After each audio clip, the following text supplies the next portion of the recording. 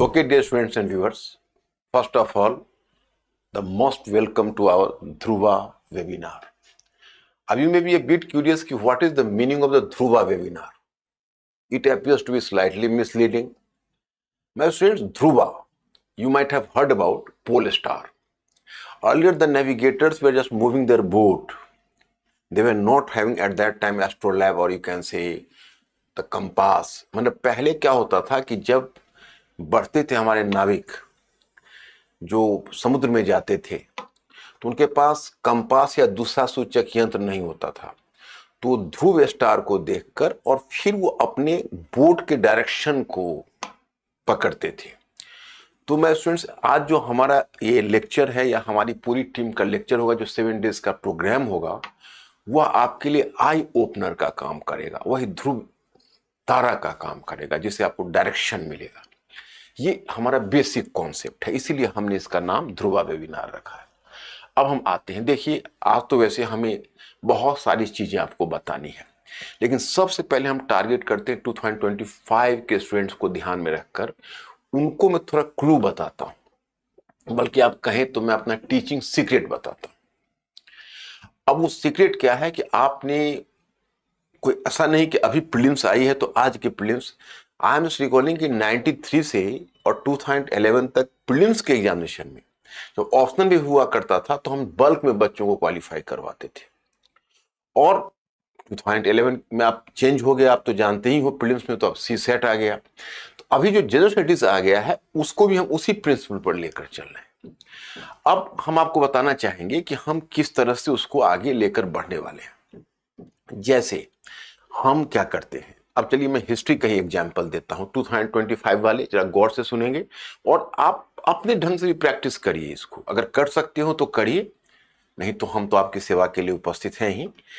जैसे आप कभी भी, अभी आपके पास सफिशिएंट टाइम है, लेकिन आप you have not to prepare prelims alone. If you are going to prepare prelims alone, that is definitely misleading for you. You have to carry the mains along with prelims work, और आपको mains के structure में prelims को डालकर फिर उसे आपको रखना होगा। जैसे मैं आपको एग्जाम्पल बताता हूं, चलो हिस्ट्री को ही लेते हैं। हिस्ट्री में अब हमारा फॉर्मूला है कि हमने अब आपको वैदिक से लेकर अर्ली मिडिवल एज तक पढ़ना है। So better to divide the syllabus into different parts or different segments: political, economic, social and cultural। फिर पॉलिटिकल को हमने 2 पार्ट में बांट दिया, पॉलिटिकल एक्सपेंशन, एडमिनिस्ट्रेशन। उसी तरह से हमने दूसरा हमारा इकोनॉमी हुआ, तो इकोनॉमी में agriculture, craft and industry, trade and commerce, and then we are just moving towards, जैसे अब उसमें कृषि है, शिल्प है, व्यापार है, मॉनेटरी सिस्टम है, मुद्रा व्यवस्था है, नगर है। इसी तरह से हम सोसाइटी को डिवाइड कर दिया, इसी तरह से हमने कल्चर को डिवाइड कर दिया। अब क्या है कि हम चेंजेस को पकड़ के चल रहे, उससे हमारा मेंस का क्वेश्चन सॉल्व हो रहा। अब उसी में जो डेटा है उससे प्रीलिम्स का क्वेश्चन सॉल्व हो रहा है। जैसे मैं एग्जांपल बताता हूं, अब जैसे हम जब इकोनॉमी में आए तो we are just going to touch agriculture, हमने कृषि को पकड़ा, तो अब हमारा एक पॉइंट बना कृषि। तो अब हम वैदिक पीरियड में आए, तो कोई स्टूडेंट अगर अकेला याद करना चाहेगा कि शतपथ ब्राह्मण में लिखा हुआ है कि राजा जनक ने खुद हल अपने हाथों से हल जोतने की प्रक्रिया को आगे बढ़ाई, मींस कि it is from the text Shatapatha Brahmana we come to know कि the king was carrying the, you can say, ploughing himself, राजा Janak, and then Janaki was born. तो अब ये वैसे कोई अगर इंफॉर्मेशन लेना चाहे माय स्टूडेंट, तो इंफॉर्मेशन पॉसिबल नहीं है, वो इंफॉर्मेशन आप रिटेन ही नहीं कर पाओगे। आप अगर आज करोगे फिर भूल जाओगे। तो उसको हम क्या करते हैं कि एग्रीकल्चर हो, इकोनॉमी हो, या फिर आपको रिलीजन वाले में कोई भी मुद्दा है, उपनिषद से जुड़ा हुआ है, बुद्धिज्म है, जैनिज्म से जुड़ा हुआ है, तो रिलीजन वाले स्ट्रक्चर के अंदर रहेगा। Then you will do justice to the subject. So my students, carry your prelims along with mains। हाँ, कुछ एक डेटा के प्रति आप ज्यादा कॉन्शियस रहोगे, तो हमारा पूरा जो कंटेंट है उसी लाइन पर है, हमारी जो पूरी मेंटरशिप है उसी लाइन पर है। और हमने अपने मेंटोर को भी उसी तरीके से प्रशिक्षित कर रखा है और आपको भी मैं प्रशिक्षित कर रहा हूं। आप अगर अपने तरीके से इसको फॉलो कर सकते हो तो इस तरीके को आप जरूर फॉलो करना। अपार्ट फ्रॉम दैट आपको थोड़ा सा करंट पर नजर रखना पड़ेगा। अब जैसे कल परसों के न्यूज़पेपर में I have to share something with you. अब क्या है, पार्लियामेंट में भी मुद्दा बहुत तुल पकड़ा हुआ है कि दिल्ली का, क्योंकि आप तो जानते हैं कि आजकल का ट्रेंड हुआ है कि हम अपने पुराने नामों को जिलाएं, अपने पुराने कल्चर को जिलाएं। तो earlier the name of Delhi was Yoginipur, एक टाइम था। तो अब योगनीपुर दिल्ली का नाम होना चाहिए, तोमर्स के टाइम में इसका क्या नाम था? So that has been controversial issue even in the parliament, you know. तो अब वो न्यूज़पेपर में उछल कर आ गया। अब आपको प्रीलिम्स में क्वेश्चन पूछेंगे कि what is correct about, which of the following statements is correct about Delhi? Point 1, its earlier name was योगनीपुर। अब ये दे दिया तो गनीमत है, नहीं तो यह भी पूछा जा सकता है कि भाई योगनीपुर शब्द किस टाउन के लिए है? दिल्ली, आगरा, फिर 2-3 इसी तरह से आपको नाम दे देंगे किसको योगनीपुर कहा जाता था। आपको कोई एमपी का कोई शहर दे देंगे, उज्जैन, तो वहां पर कंफ्यूजन हो सकता है। तो मतलब इस तरीके से क्वेश्चन को फॉर्म करते हैं। तो करेंट पर भी you have to keep your eyes, और ये सारे सब्जेक्ट्स पर लागू होते हैं। हम भी आज थोड़ा सा अन्य सब्जेक्ट के कंटेक्स्ट में भी बात करेंगे, लेकिन हमारे जो पूरे टीम ऑफ टीचर्स आएंगे, जो हमारा ये प्रोग्राम पूरे 7 डेज का है और जो आपके लिए आई ओपनर होगा, उसमें आप पार्टिसिपेट करेंगे। फिर जो मेरा पहले आप अपने तरफ से कोशिश करिए, अगर हो जाता है तो ठीक है, अगर नहीं होता है तो you are having sufficient time. हम आपको मेंटोरशिप में भी हेल्प करेंगे और कई तरीके से, क्योंकि मेंटोरशिप हमने खुद अपने ही देख रेख में लाया है। And even in 2 days in a month I will be there along with my students. ये मैंने बिल्कुल ही सोच रखा है कि क्योंकि आप तो जानते हैं कि हमारा पैराडाइम शिफ्टिंग, हमारा तरीका, और जितने बच्चों का हो सके, जितने का सिलेक्शन हो सके, जितने बच्चे यूपीएससी के एक्चुअल प्रिपरेशन से जुड़ सके, वही हमारा मोटो है। तो अगर जहां तक हो सकेगा हम आपको इस विषय में हेल्प कर पाएंगे। तो ये तो रहा 2025 वाले को। अब मैं ओवरऑल प्रिपरेशन की बात करता हूं। My students, I am confident about the fact that my students and viewers have been so much familiar with history now on my channel.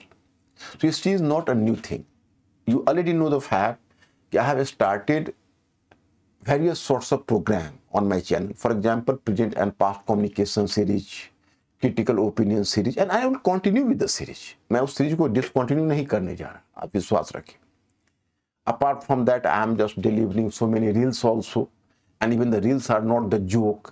मैंने रील्स में हम कभी भी आप देखेंगे बहुत नॉन सीरियस बातें, या कई बार लोग कहते हैं केवल मोटिवेशनल। भाई मोटिवेशनल ठीक है, बच्चों को मोटिवेशन काफ़ी है। अब जो मैं बात कर रहा हूँ उससे भी आपको मोटिवेशन मिल रहा होगा, लेकिन ग्राउंड रियलिटी भी तो बात होनी चाहिए। अब केवल motivation too much motivation is going to be demotivate students itself.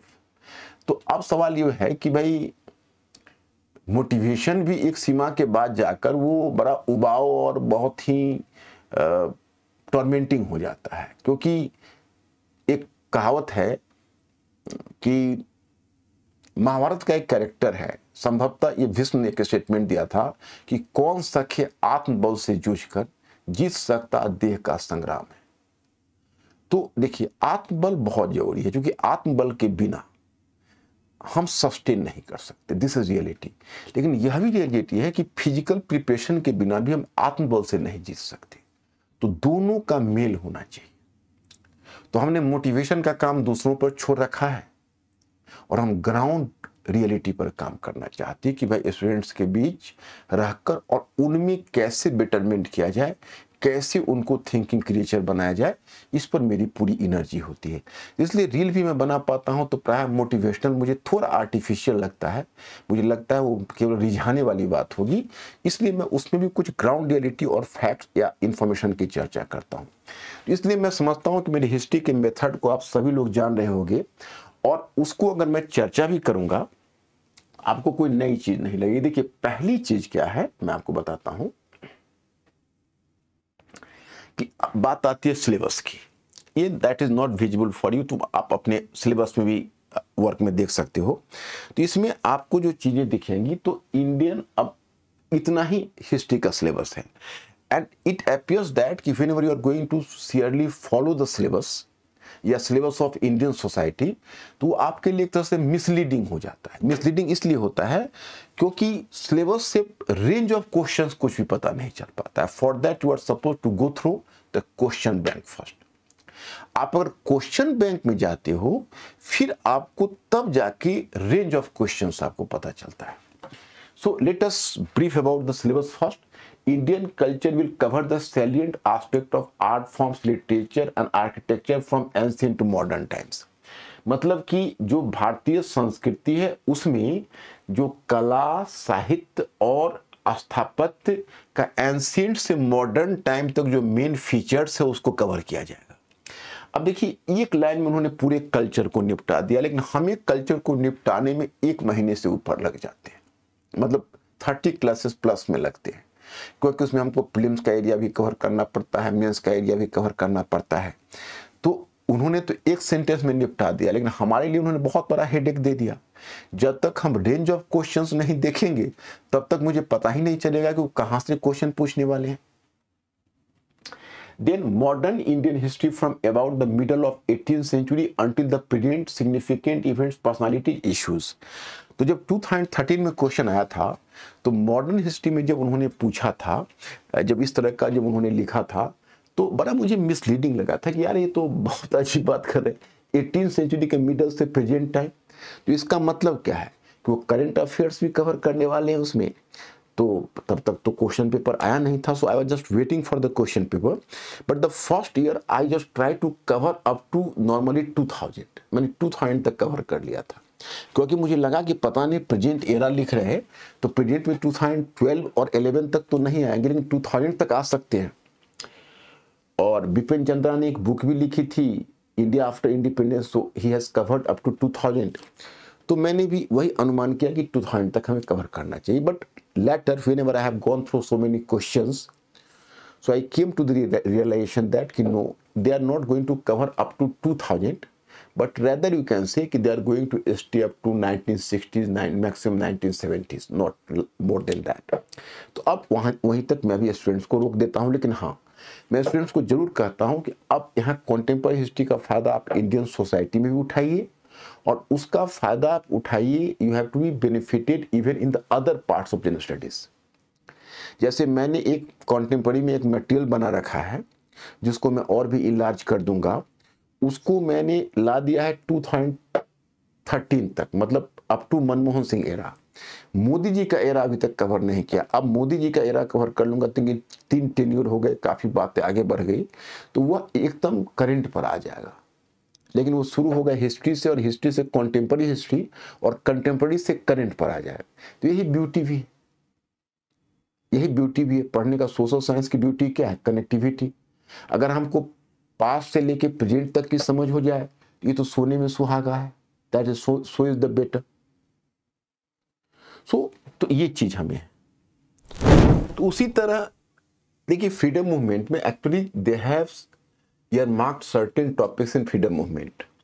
One is modern Indian history from about the middle of the 18th century until the present, significant events, personality issues। मतलब आधुनिक भारत का इतिहास जो 18वीं सदी के मध्य से लेकर और वर्तमान समय तक, जो मैंने आपको बताया।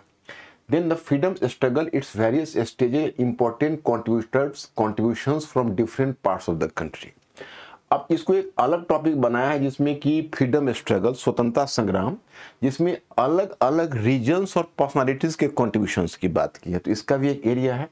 Then post independence consolidation and reorganisation within the country. जो पोस्ट इंडिपेंडेंस है उसका रीऑर्गेनाइजेशन है, मतलब कि जो नेशन बिल्डिंग का प्रोसेस है उसको एक अलग टॉपिक बनाया है, राष्ट्र निर्माण की प्रक्रिया को एक अलग टॉपिक बनाया है। बहुत मोस्ट वेलकम यू कैन से। अब हिस्ट्री ऑफ द वर्ल्ड, अब हिस्ट्री ऑफ द वर्ल्ड में देखिए एक ही में उसने इतने कंफ्यूजिंग ढंग से डाल दिया हुआ है कि it is very difficult to discover कि what is the exact demand of the topic. तो आप अगर प्रीवियस ईयर्स के क्वेश्चंस देखोगे तभी जाके आपको तस्वीर क्लियर होती है। जैसे history of the world will include events from 18th century such as industrial revolution, world wars, withdrawal of national boundaries and colonization, decolonization, political philosophies like communism, capitalism, socialism, etc. their forms and effect on society. अब देखिए इसमें problem क्या है कि इन्होंने जो terminology use किया है उसमें बहुत हाफेजार्ड वे में, मीन्स कि that placing the topics not in chronological order, मतलब बड़ा ही हाफेजार्ड मैनर में दिया हुआ है। जैसे अब विश्व इतिहास उसमें 18th सेंचुरी अब बता रहा है 18th century as industrial revolution. अब industrial revolution is the phenomena of 19th century, और ये बता रहा है कि 18वीं सदी का इतिहास उदाहरण के लिए औद्योगिक क्रांति, वर्ल्ड वॉर्स, अब वर्ल्ड वॉर्स दे रहा है, अब सीधे औद्योगिक क्रांति से वर्ल्ड वॉर्स पर चला गया। अब रिड्रॉल ऑफ नेशनल बाउंड्रीज, अब राष्ट्रीय जो बाउंड्री है उसके रिड्रॉल की बात कर रहा है कि भाई नेशनल बाउंड्री कैसे बना, वो तो 18th सेंचुरी का फिनोमेना है। और फिर दे रहा कोलोनाइजेशन एंड डीकोलोनाइजेशन, अब कोलोनाइजेशन और डीकोलोनाइजेशन को साथ दे रहा, वर्ल्ड वॉर्स पहले दिखा रहा है, कोलोनाइजेशन बाद में दिखा रहा है। उसके बाद फिर पॉलिटिकल फिलोसफीज में communism, capitalism, socialism and their forms and effect on their society. तो अब देखिए जैसे साम्यवाद, पूंजीवाद, समाजवाद आदि आदि विचारधारा और उसके कितने प्रकार हैं और समाज पर क्या प्रभाव है, ये सब तो पहले घटित हुई। तो खैर इससे कुछ नहीं, सिलेबस को देखने के बाद और क्वेश्चन पेपर को देखने के बाद एक एरिया आपको पता चल जाता है। उसके बाद आपको इंडियन सोसाइटी पर ये टॉपिक्स दिया हुआ है कि salient features of Indian society, diversity of India. अब डाइवर्सिटी ऑफ इंडिया जैसे भारत की जो विविधता है और salient features of Indian society में इंडियन सोसाइटी के फीचर्स क्या है, role of women and women's organisation, population and associated issues, poverty and development issues, urbanisation, their problems and their remedies. तो मतलब महिलाओं और की स्थिति और महिलाओं की भूमिका और महिला संगठन है, जनसंख्या और उससे जुड़े मुद्दे हैं, गरीबी एवं विकास की चुनौतियां हैं, नगरीकरण हैं और उनके चैलेंजेज हैं, उनके सल्यूशन हैं, effect of globalisation Indian society, मतलब भारतीय समाज पर भूमंडलीकरण का प्रभाव है, social empowerment, communalism, regionalism and secularism, मतलब कि सामाजिक सशक्तिकरण, संप्रदायवाद, क्षेत्रवाद और धर्मनिरपेक्षता। अब देखिए इन दोनों में जैसे कॉन्टेम्पररी हिस्ट्री और इंडियन सोसाइटी के इतने टॉपिक्स और क्वेश्चंस कॉमन हैं कि मैंने अब इसमें आपको, मैंने तो हिस्ट्री में हमेशा इंटीग्रेटेड अप्रोच बताया है, तो अब आपको क्या बताना, you already know the fact कि भाई हम किस तरह से आपको पढ़ाएंगे। तो हाउ टू स्टडी में क्या है कि I am always just treating history as the study of change. मैंने हिस्ट्री को हमेशा परिवर्तन के अध्ययन के रूप में देखा है, and we are going to take the facts and information just like the examples. तो फैक्ट्स और इंफॉर्मेशन को हम एग्जाम्पल्स बनाकर चलते हैं। तो अब वही हमारा प्रीलिम्स का स्ट्रक्चर भी, मेंस और प्रीलिम्स की तैयारी अलग अलग नहीं होगी, दोनों साथ साथ होगी।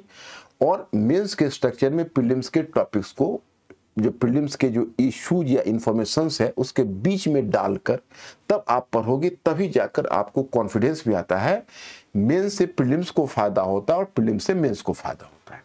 उसी तरह हम स्ट्रक्चरिंग कर देते हैं, political, economic, social and cultural, और फिर उसको सब डिवाइड करते हैं। जैसे पॉलिटिकल है तो उसका टेरिटोरियल एक्सपेंशन है, जैसे उसमें अब मान लीजिए आप अगर वैदिक पीरियड ही पढ़ते हो तो वैदिक से आप अर्ली मिडिवल एज तक जाते हो, और coming from Vedic period to early medieval age, you no.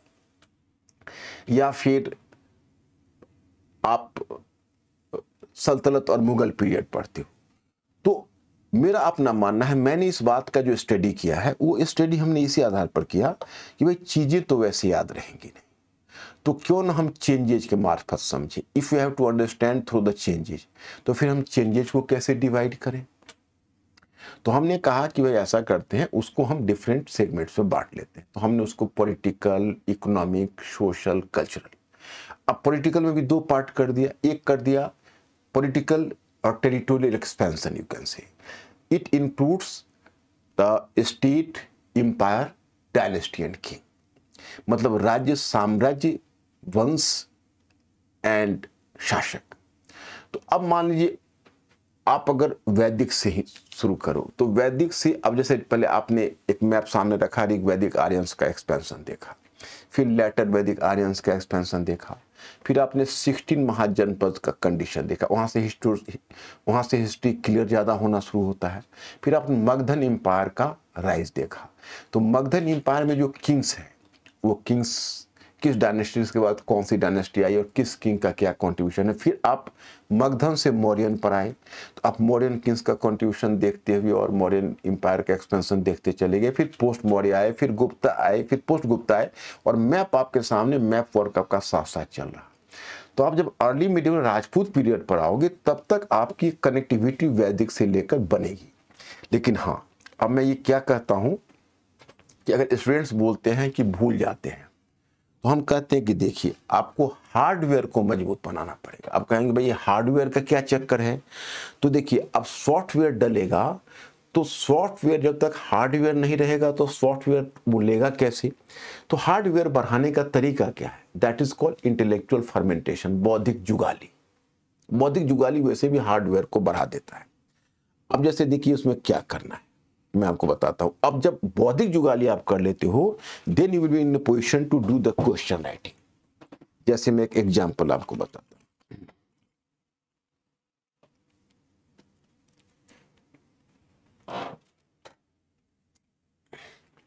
जैसे देखिए, अब एग्जांपल्स आप इसको ऐसे समझिए कि आप एक टर्म यूज करते हो, जो टर्म है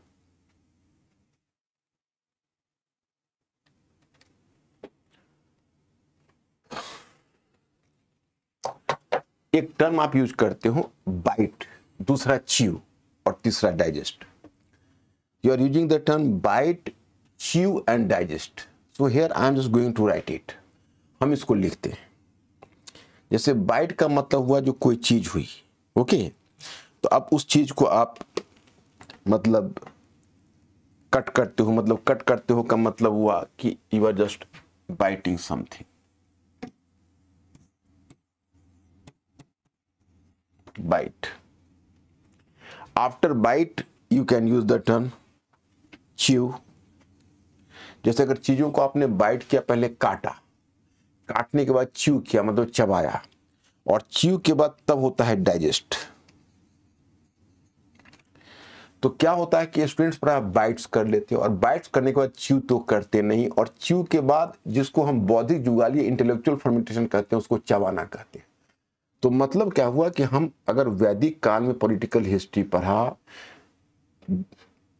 लीडिंग वैदिक टू लेटर वैदिक एक्सपेंशन देखा, उसके बाद हमने बुद्धा एज, मौर्य एज, जब इतने सारे डायनेस्टीज किंग्स देखे, कंट्रीब्यूशन देखा, तो उसको एक एक को पढ़ के और लिंक करते हुए आगे उस पर सोचना पड़ेगा, और आंख बंद करके you are suppose to do the intellectual fermentation. तो क्या होता है कि एक तरह का योगा होता है, तो आपकी मेमोरी भी बढ़ती है उससे। जैसे मान लीजिए कि किसी का हाथ वीक हो जाए तो क्या करेगा? उस हाथ का बार बार एक्सरसाइज करता है या वजन उठाता है, he will just doing the dumbbelling, dumbbell लेगा, तो उससे क्या होगा? हाथ की ताकत बढ़ेगी। तो दिमाग की ताकत बढ़ानी हो तो क्या करना होगा? दिमाग को ज्यादा यूज करना होगा। दिमाग को खाली छोड़ेंगे तो और वीक होता जाएगा, उसकी मेमोरी और भी वीक होती जाएगी। मेमोरी क्या है? मेमोरी तो बड़ा ही कॉम्पिटिटिव टर्म है, आप जितना यूज करोगे बढ़ेगा।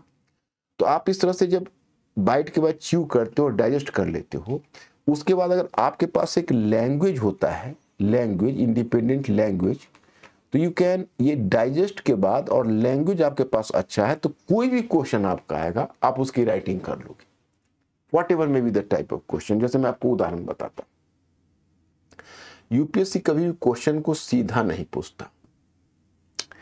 अब देखिए, ये हम आपको बताते हैं कि ये कल्चर पे उसने क्वेश्चन पूछा। क्वेश्चन क्या पूछा कि भारत की प्राचीन सभ्यता मिस्र, मेसोपोटामिया और ग्रीस की सभ्यताओं से इस बात में भिन्न है कि भारतीय उपमहाद्वीप की परंपराएं आज तक भंग हुए बिना परिरक्षित की गई है। टिप्पणी खींची। The ancient civilization in Indian subcontinent differed from those of Egypt, Mesopotamia and Greece in that its culture and traditions have been preserved without a breakdown to the present day. Comment. मतलब इसको वैसे तो मैं आपको writing पर एक अलग class लेने वाला हूं, लेकिन मैं अभी फिलहाल आपको इसकी अंडरस्टैंडिंग थोड़ा सा बताता हूं, तब आपको पता चलेगा कि कितनी अंडरस्टैंडिंग को बनाना कितना आवश्यक है यूपीएससी के क्वेश्चन को करने के लिए। जैसे इसने यह कहा कि मिस्र, मेसोपोटामिया और ग्रीस यानी यूनान की सभ्यता के विपरीत, क्योंकि इन सभ्यताओं में क्या है कि इनकी परंपरा टूट गई, लेकिन जो भारतीय सभ्यता है उसकी परंपरा बिना विच्छिन्न हुए without any breakdown, it has continued till today. How it possible? तो ये पूछना क्या चाहता है, तो आपको देखना पड़ेगा जैसे मिस्र की सभ्यता आई, मेसोपोटामिया की सभ्यता और मिस्र की सभ्यता और इंडिया का इंडस वैली सिविलाइजेशन, ये सब कॉन्टेम्पररी थे। तो आप कहेंगे भाई अगर ब्रेकडाउन हुआ तो इंडस वैली सिविलाइजेशन का हुआ, ठीक है, इंडस वैली सिविलाइजेशन का डिक्लाइन हुआ, लेकिन केवल अर्बन रीजन का ही डिक्लाइन हुआ ना। Indus tradition just merge with Indian culture, Indian tradition Indus tradition continue till today. तो हमारा वहां तो कंटिन्यूएशन है, केवल अर्बन रीजन का डिक्लाइन है। और उनके यहाँ क्या हुआ कि 7वीं सेंचुरी में जब इस्लाम का आगमन हुआ, इस्लाम ने मेसोपोटामिया और इजिप्ट को जीत लिया, and Islam has colonised Mesopotamia and Egypt. अब कहोगे भाई ग्रीस का क्या हुआ? ग्रीस को तो इस्लामी पावर ने जीता नहीं। तो उन्होंने जैसे इस्लाम ने अगर ग्रीस और इजिप्ट और मेसोपोटामिया को जीता, तो इस्लाम हैज थॉरोली इस्लामाइज्ड इट, उसने उसका पूरी तरह से इस्लामीकरण कर लिया। तो उनकी जो प्राचीन संस्कृति थी वो दब गई। बाद में जब 19वीं सेंचुरी में उसका उद्घाटन हुआ, तब लोग जान सके अपने प्राचीन धरोहर को अच्छे ढंग से, क्योंकि उसका इस कदर इस्लामीकरण हो गया, मतलब प्राचीन संस्कृति का शेष कुछ बच नहीं गया। अब जैसे मिस्र है तो पिरामिड बच गया, लेकिन उसकी जो पूरी स्मृति थी इस्लाम अखमीनी साम्राज्य की जो परंपरा थी, वो परंपरा फिर नहीं रह गई, वो मिट गई। और यूनान में क्या हुआ कि यूनान में जो एंशिएंट कल्चर था उसको कहते थे पेगन कल्चर, जिसमें बहुदेववाद था, मूर्ति पूजा होती थी। लेकिन जब वहां क्रिश्चियनिटी आई तो क्रिश्चियनिटी में मोनोथिज्म था, एकेश्वरवाद था। फिर रोमन कैथोलिक चर्च सिस्टम आ गया, तो उसका थोड़ा क्रिश्चियनाइजेशन ऑफ ग्रीक सिविलाइजेशन। तो वो ग्रीक सभ्यता की जो चीजें थी जिसको पेगन सिविलाइजेशन कहते या पेगन कल्चर कहते, वो दब गई और उसका क्रिश्चियनाइजेशन। लेकिन जब 16वीं सेंचुरी का यूरोपियन रेनेसां आया तो फिर एक बार ग्रीक कल्चर रिसर्फेस हुआ। तब मतलब यूरोप के लोग उस धरोहर को जान सके, समझ सके और उसको एप्रिसिएट कर सके। तो ये उन तीनों का हाल रहा। हमारे इंडियन कल्चर का क्या हुआ कि जब मुस्लिम पावर ने यहां भी अटैक किया, and 12th century में under Muhammad Ghori, you can say, there was the foundation of Turkish rule first, and then there was the expansion of Turkish Empire, and then it was replaced by Mughal Empire। तो क्या हुआ कि हमारा जो Mughal empire है और या Turkish empire है, तो उन्होंने ठीक है वो आए, लेकिन उन्होंने थॉरोली इस्लामीकरण नहीं कर पाए इंडिया का, क्योंकि इस्लाम इंडिया में बड़ा इंट्रेंच कल्चर था, प्राचीन कल्चर, इस्लाम उसको तोड़ नहीं सका। पूरी दुनिया में इंडिया एकमात्र ऐसा देश रह गया जहां मुस्लिम अल्पसंख्यक के रूप में आए थे और अल्पसंख्यक के रूप में ही रह गए। Muslim just started as a minority group and remained there to be so. तो क्या हुआ कि हमारे यहां एक तरफ मस्जिदों में अजान दिया जाता रहा और दूसरी तरफ मंदिरों में घंटे बजते रहे। आज भी आपके यहां अगर कोई प्रीस्ट आता है कुछ रिचुअल्स कराने, कुछ पूजा कराने, तो जो प्रीस्ट है, जो पुरोहित होते हैं, वो आज भी जो वैदिक मंत्रों का उच्चारण करते हैं वो 5000 ईयर्स पुराना है। तो हमारी कल्चर कभी मिटी नहीं, वो आज तक कंटिन्यू कर रही है। अब बताइए इतनी चीजें दिखानी है तो थोड़ा सा रेफरेंस वर्ल्ड हिस्ट्री से लेना पड़ रहा है, थोड़ा सा रेफरेंस इंडियन हिस्ट्री से लेना पड़ रहा है। ये 2014 का क्वेश्चन है। अब अगर हम थिंकिंग क्रिएचर नहीं होते तो हम कैसे ऐसे क्वेश्चन को लिख पाएंगे? इतना ही नहीं, जैसे नीचे दिया हुआ है कि do you have the cultural pockets of small India all over the nation, elaborate with examples. 250 words का है। क्या हमारे राष्ट्र में सर्वत्र लघु भारत के सांस्कृतिक क्षेत्र हैं? उदाहरणों के साथ सविस्तार स्पष्ट कीजिए। तो हमारे मतलब एक पूछ रहा है कि क्या हमारे राष्ट्र में सर्वत्र लघु भारत के क्षेत्र हैं, मतलब within our nation we find here the you can say mini India everywhere. मतलब उसका कहने का भाव यह है कि भारत की सांस्कृतिक विशेषता क्या है, विविधता में एकता, यूनिटी इन डाइवर्सिटी। तो क्या ये डाइवर्सिटी केवल पूरे इंडिया में है या रीजनल स्केल पर भी ये डाइवर्सिटी है? तो पता चलता है कि नहीं, ये डाइवर्सिटी तो रीजनल स्केल पर भी है। अब इंडिया में हम दिल्ली का ही लेते हैं, मेट्रोपोलिस है, तो अलग अलग मूल के लोग हैं। अब यहां पर आप देखिए तो आपको ये लघु भारत दिल्ली ही दिखाई देगी। मैं अभी दिल्ली से बोल रहा हूं। कैसे? तो भाई मैं क्या बताऊं, जब गणेश चतुर्दशी होता है रोड पर हमारी गाड़ी स्ट्रैंडेड हो जाती है, भाई ड्राइवर बताता है कि भाई ये गणेश चतुर्दशी में जो गणेश जी का विसर्जन हो रहा है, इसकी पूरे हाईवेज पर कतार लगी हुई। तो पता चलता है कि भाई मिनी महाराष्ट्र आ गया दिल्ली में। जब दुर्गा पूजा, काली पूजा, जब दुर्गा पूजा होती है तो यहां पर एक जगह है चित्तरंजन पार्क, वैसे भी वो मिनी कलकत्ता है। और जब दुर्गा पूजा होती है, दुर्गा विसर्जन और जो यहां से मूर्तियां देखते हैं हर जगह, तो हम लगता है कि हम मिनी बंगाल में। और जब यहां पर श्रावण का महीना होता है, in the month of July, so you will find here the road is stranded from Delhi to Haridwar. Whosoever go there for taking the holy water of Ganges in order to give oblation to Lord Shiva, जिसको कहते हो कांवड़िया की भीड़, कांवड़िया की भीड़ लगी रहती। तो लगता है मिनी बिहार आ गया, जो बैजनाथ धाम का वहां का झलक है। सो माय फ्रेंड्स, इसी दिल्ली में मिनी बंगाल है, मिनी महाराष्ट्र है, मिनी बिहार है। कई बार तो मतलब हमें ऐसा दिखता है कि यहां पर जो छठ पूजा होती है, so by the side of the river Yamuna you will find there that is crowded. Chhath Puja लगता है मिनी बिहार आ गई। तो मिनी मतलब कहने का अर्थ है कि डाइवर्सिटीज केवल इंडिया का फीचर नहीं है, हर रीजन डाइवर्सिफाइड है। And you will feel the same thing in Mumbai, same thing in Chennai, हर जगह कम्युनिटी। अब तो आप छोड़िए इंडिया की बात, अब तो वर्ल्ड में आपको अमेरिका में इतने इंडियन कम्युनिटीज दिखेंगे कि वहाँ के जो इंडियन फेस्टिवल है उसमें अमेरिकन प्रेसिडेंट भी सबको विश करते हैं इंडियन कम्युनिटी को। इतने ज़्यादा इंडियन डायस्पोरा वहाँ पर इफेक्टिव हो गया।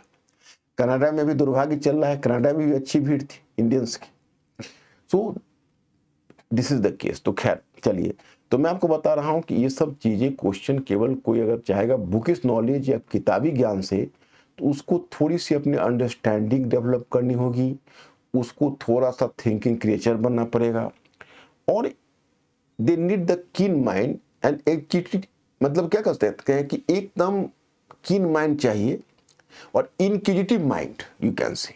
सो he requires N inquisitive mind कि अपने आसपास के जगत को और इंडिया को देखता रहे, बदलावों को महसूस करता रहे। अब इस बार क्वेश्चन पूछा कि was the first world war fought for maintaining balance of power in Europe? क्या प्रथम विश्व युद्ध यूरोप में शक्ति संतुलन को स्थापित करने के लिए लड़ा गया था? My friend, same question option paper 2015 में पूछा था। क्यों? उस वर्ष बुक आई थी, famous book the world order, American diplomat Henry Kissinger की। और Henry Kissinger balance of power का बहुत बड़ा समर्थक है। तो उसने लिखा था कि world war balance of power को फाइट करने के लिए लड़ा गया था। परंतु ये क्वेश्चन पूछा है, ये आर्गुमेंटेटिव क्वेश्चन है, क्या इसके लिए लड़ा गया था?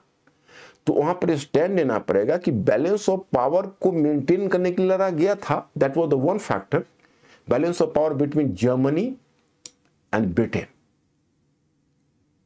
And for maintaining balance of power between France and Germany also. But it was not simply the question. You have to cite the Balkan issue as well. The question of ultra-nationalism, aggressive nationalism, imperialism, Balkan question. So there should be all inclusive. अब different countries में आप देखोगे तो सबके लिए अलग अलग मुद्दा है। ब्रिटेन के लिए मुद्दा है बैलेंस ऑफ पावर को मेंटेन करना, फ्रांस के लिए मुद्दा है अपनी खोई हुई शक्ति को यूरोप में दोबारा प्राप्त करना। अब जर्मनी के लिए मुद्दा है कि जर्मनी यूरोप में डोमिनेंस को एस्टेब्लिश करना चाहता है, ग्रेटर जर्मनी का निर्माण करना चाहता है। इटली का मानना है कि भाई अभी मेरा जो यूनिफिकेशन है वो इनकम्प्लीट है, हम जब एडियाटिक क्षेत्र पर कब्जा करेंगे तब पूरा होगा। रशिया का मानना है कि हम जब तक बाल्कन क्षेत्र में हमारी क्रेडिबिलिटी बनी रहे इसके लिए जरूरी है कि हम सर्बिया का हेल्प करें। तो सबके इसमें कई कॉजेज है जो मिश्रित है। तो अब ये क्वेश्चन में बैलेंस लेना पड़ेगा। तो अब देखिए केवल इंफॉर्मेशन से तो यूपीएससी ब्रेक होना मुश्किल है, उसके लिए आपको अंडरस्टैंडिंग डेवलप करनी पड़ेगी और उसका सहज उपाय है लिंक करके पढ़ना। अब मैं सिर्फ बात आती है टेस्ट के ऊपर, तो मैं टेस्ट पेपर के ऊपर एक थोड़ी सी बात करूं कि जैसे देखिए हमने एक टेस्ट सीरीज, क्योंकि टेस्ट सीरीज का भी हमने सोचा कि जितना साइंटिफिक तरीका हो जाए। अब जैसे मेंस है तो मेंस के लिए भी हमने टेस्ट सीरीज स्टार्ट किया है और प्रीलिम्स के लिए पिछले साल भी हमने संपूर्ण पीटी करके चलाया था। इस बार हमारी जो क्वेश्चंस हैं हम अपने स्टूडेंट्स को इनवाइट करते हैं जो बाहर वाले स्टूडेंट्स हैं और जो भी स्टूडेंट्स मार्केट के उनको इन्वाइट करते हैं कि थोड़ा आप मेरे क्वेश्चन को परखिए मार्केट से। इस बार मतलब उसको मैं ऑन पार विथ यूपीएससी लाने की कोशिश की है।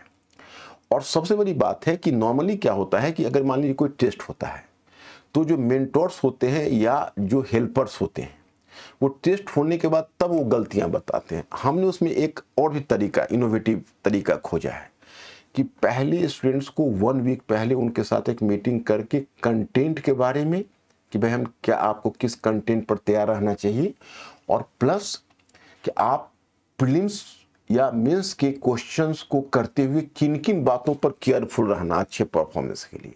तो एक उनको प्री टेस्ट गाइडलाइन मिल जाए और फिर एक बार जब वो टेस्ट दे लेते हैं तो they should be given the post test guideline as well. तो यहाँ पर भी हमने सावधानी बरती और सबसे बड़ी सावधानी बरती है कि एक डायकोटोमी आ रही है टेस्ट सीरीज के क्वेश्चंस और यूपीएससी के क्वेश्चंस में। यूपीएससी के क्वेश्चंस का नेचर अलग होता है, टेस्ट सीरीज का क्वेश्चन का नेचर अलग होता है। अब हमने कोशिश की है कि वह एकदम यूपीएससी के पैटर्न पर question, the question should be on par with the standard of UPSC. जैसे अब मल्टीपल चॉइस क्वेश्चन जो कोचिंग इंस्टीट्यूट का होता है उसमें सारे रास्ते बंद कर दिए जाते हैं, या तो आप उसको करेक्ट करोगे या गलत करोगे। यूपीएससी में 3 रास्ते बंद करके चौथा इंटेलेक्चुअल गेस के लिए छोड़ देता है कि जिस बच्चे को इंटेलेक्चुअल गेस की कैपेसिटी बेहतर है वो उसको बेहतर ढंग से कवर कर सकता है।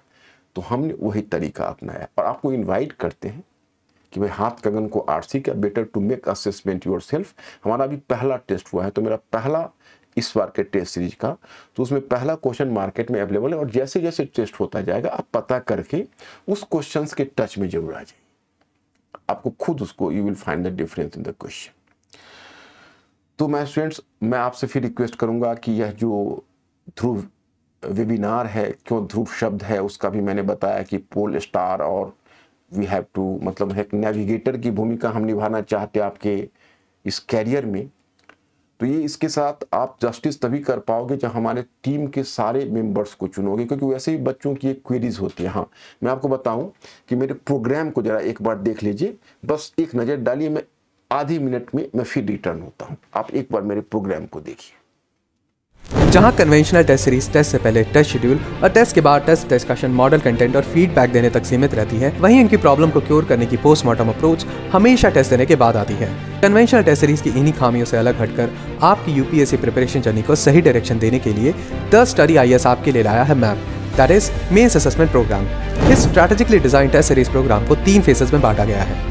प्रोग्राम की पहली स्टेज यानी कि बेंचमार्किंग स्टेज में टेस्ट देने से 7 से 10 दिन पहले आपके कंटेंट और सब्जेक्ट स्ट्रैटेजी का सब्जेक्ट एक्सपर्ट द्वारा आकलन किया जाएगा। टेस्ट प्रिपेयर करने से पहले ही राइट कंटेंट और स्ट्रैटेजी आपके साथ होगी ताकि आप टेस्ट प्रिपरेशन के दौरान ही कोर्स करेक्शन कर सकें। सेकंड स्टेज यानी एनालिसिस फेज टेस्ट देने के बाद शुरू होती है। आपका test paper evaluator and mentor के पास जाता है जहां आपकी परफॉर्मेंस को 5 पैरामीटर्स पर असेस किया जाता है: structure, presentation, language, time taken to complete your test and finally आपके आंसर की कंटेंट क्वालिटी। इससे बनती है आपकी परफॉर्मेंस शीट। इस परफॉर्मेंस शीट में लोएस्ट स्कोरिंग पैरामीटर को आपके परफॉर्मेंस का बेंचमार्क बनाया जाता है। जिसके ऊपर आपको दिया जाता है पर्सनलाइज क्यूरेटेड सोल्यूशन एंड इसके ऊपर आने वाले टेस्ट में काम किया जाता है। इसी तरह से हर पैरामीटर को हम 1 by 1 फिक्स करके आंसर राइटिंग स्किल डेवलप करते हैं। फाइनली आता है प्रोग्राम का रेक्टिफिकेशन फेज। ये फेज आपके टेस्ट परफॉर्मेंस के अलग अलग आउटकम्स के लिए 3 कंटिजेंसीज देता है।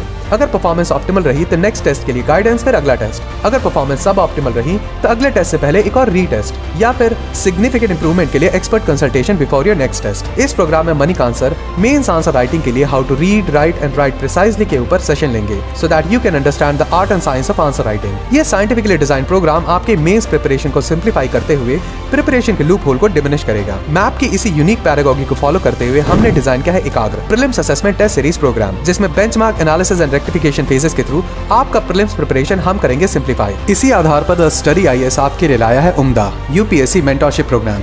मार्केट में जहां one size fit all approach अपनाया जाता है, वहीं हमारी मेंटरशिप एस्पिरेंट्स को एस्पायरर, वेटरन और एडवेंचरर की कैटेगरीज में कैटेगराइज करती है। एस्पायरर की प्रिपरेशन स्ट्रैटेजी को 3 फेजेस में डिवाइड किया गया है। फेज 1 यानी मेंस प्रिपरेशन फेज नवंबर से दिसंबर तक चलेगा। फेज 2 प्रीलिम्स एक्सक्लूसिव फेज, जहां जनवरी से मई तक होगी सिर्फ प्रीलिम्स की तैयारी। और फाइनली फेज 3 यानी मेंस रिवीजन फेज, जो मई टू मेंस 2025 तक चलेगा। नेक्स्ट कैटेगरी वेटरन्स के लिए यही 3 फेजेस कुछ इस तरह होंगे। Phase 1 pre cum mains preparation phase, जो नवंबर से मिड मार्च तक चलेगा। फेज 2 यानी prelims exclusive phase mid March से मई तक चलेगा। और finally phase 3 mains revision phase मई टू मेंस 2025 तक चलेगा। इसी तरह हम बात करें एडवेंचरर्स की, जो अपना शेड्यूल खुद बनाना चाहते हैं, you can give your own schedule and we will follow it, जहां सब्जेक्ट्स को खत्म करने के लिए conceptually you challenge your own month. इसी आधार पर यह प्रोग्राम हर तरह के एस्पिरेंट की यूनिक डिमांड्स को केटर करता है। जिन बेंचमार्क एनालिसिस और रेक्टिफिकेशन फेजेस को हमने अभी डिस्कस किया, उसी पेडागोजी के आधार पर इस मेंटरशिप प्रोग्राम को डिजाइन किया गया है। हमारा Ekagra prelims assessment test series programme और उम्दा यूपीएससी मेंटरशिप प्रोग्राम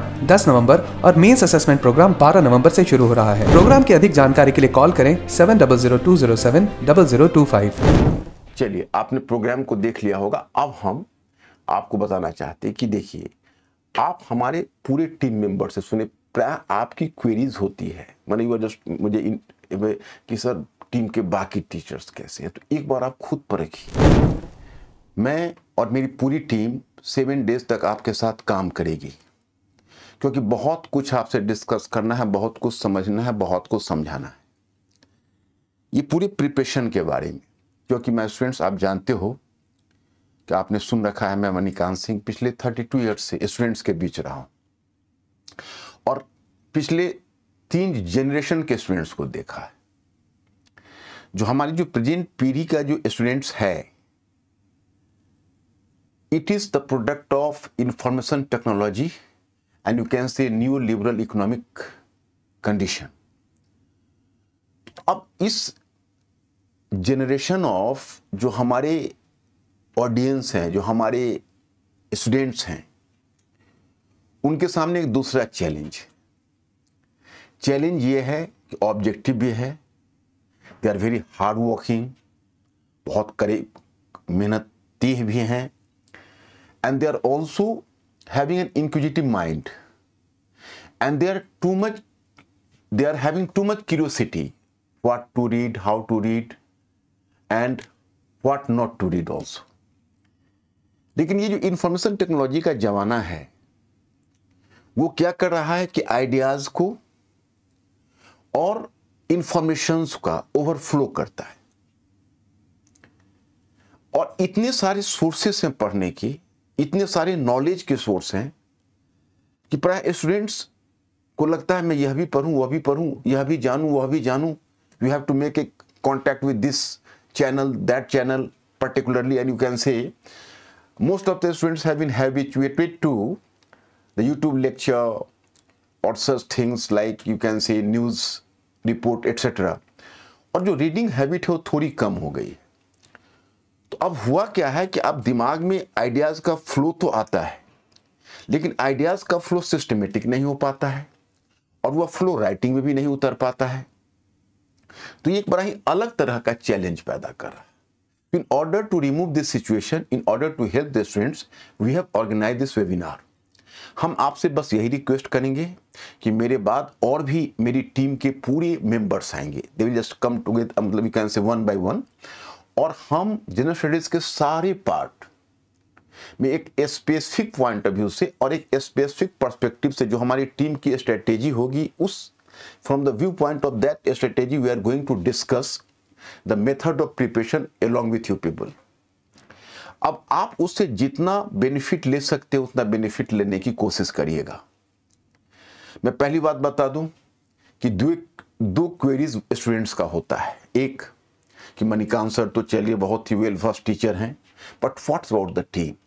तो मैं एक एक टीम के मेंबर से वाकिफ करवाऊंगा आपको, जिसमें हमारे ज्योग्राफी के रोहित लोधा सर होंगे, आप प्राय उनका रील भी देख रहे होंगे। हमारे पॉलिटी के टीचर आरपी सर होंगे, हमारे इकोलॉजी इन्वायरमेंट के टीचर सौरभ जैन होंगे, सौरभ सर होंगे, और उसी तरह से इकोनॉमी के टीचर अनुपम जैन या अनुपम सर होंगे। और आप गर्ग सर को तो जानते हैं, ये द वेरी फेमस, एंड वो आपको सबसे लास्ट में वो आपको पेपर नंबर 4 यानी एथिक्स के पेपर को पढ़ाएंगे, अतुल गर्ग। तो अतुल गर्ग सर आपको वो 4th पेपर को कंप्लीट करेंगे। और my students, then after finishing all the lectures, once again I will come in the end to discuss how to write and how to prepare the structure of the question. क्योंकि question writing अपने आप में एक बहुत complete art है, और वह तभी होता है जब हमारे पास नॉलेज होता है। हम नॉलेज से पृथक राइटिंग की परिकल्पना कर ही नहीं सकते। तो उसके लिए मुझे एक पूरा लेक्चर चाहिए होगा, तो मैं लास्ट में फिर एक बार आपके सामने रूबरू होऊंगा। तो चलिए पहले कहां से शुरू करें, फ्रॉम वेयर टू स्टार्ट। देखिए माय स्टूडेंट्स, मैं अपने इस एक्सपीरियंस से ही शुरू करता हूं कि why I my self has introduced a new strategy for the preparation of general studies. हमने जनरल स्टडीज के प्रिपरेशन के लिए न्यू स्ट्रेटेजी क्यों शुरू किया? एक्चुअली ऑप्शनल तो आप जानते हैं कि द स्टडी में मैं पढ़ाता रहा, और जनरल स्टडीज में भी कुछ एक इंस्टीट्यूट्स जो बहुत ही आप कह सकते हैं कि नामी गिरामी भी कह सकते हैं, आप कह सकते हैं कि बहुत काफ़ी मार्केट में बहुत समय से प्रचलित रहा है, उनके साथ मैं जुड़ा। लेकिन कहीं ना कहीं हर जगह मुझे निराशा मिली। वजह क्या थी कि मेरा अपना मानना है कि स्टूडेंट्स को सिर्फ लेक्चर डिलीवर करने या सिर्फ कंटेंट देने से students are not so liberal to take the lecture and to assimilate the things themselves. तो उनको पका पकाई चीजें खिलानी पड़ती है, और खिलाने के साथ उनको पचवानी भी पड़ती है। मीन्स कि they were just encouraged not simply to bite and chew but also to digest. तो उसके लिए जब तक हम एक स्पेसिफिक मेथड से नहीं पढ़ाते, वो हमारी चीजों को नहीं ले पाते, डाइजेस्ट नहीं कर पाते। और बात आती है क्वेश्चन राइटिंग की, तो आप देखेंगे मार्केट के अधिकांश स्टूडेंट्स का एक कंप्लेन होता है कि now we have completed the syllabus and now we are not having any difficulty because I have just gone through polity, geography, economy, history etcetera, but I am unable to write the answer. बस मुझे केवल उत्तर लिखने में दिक्कत होती है। अब मैं उस मासूम बच्चे को कैसे समझाऊं कि अगर आपको उत्तर लिखने में if you find difficulty in answering the question, it means कि you have not truly read the subject, you have not truly digested the subject। ये कन्विंस करना उनके लिए मुश्किल हो जाता है। तो इन्हीं बातों की चर्चा लेकर मैं आपके सामने पहले उपस्थित हूं। कुछ क्वेश्चंस का एग्जाम्पल देकर भी मैं आपको बताऊंगा ताकि ये बातें आपको ज्यादा स्पष्ट हों।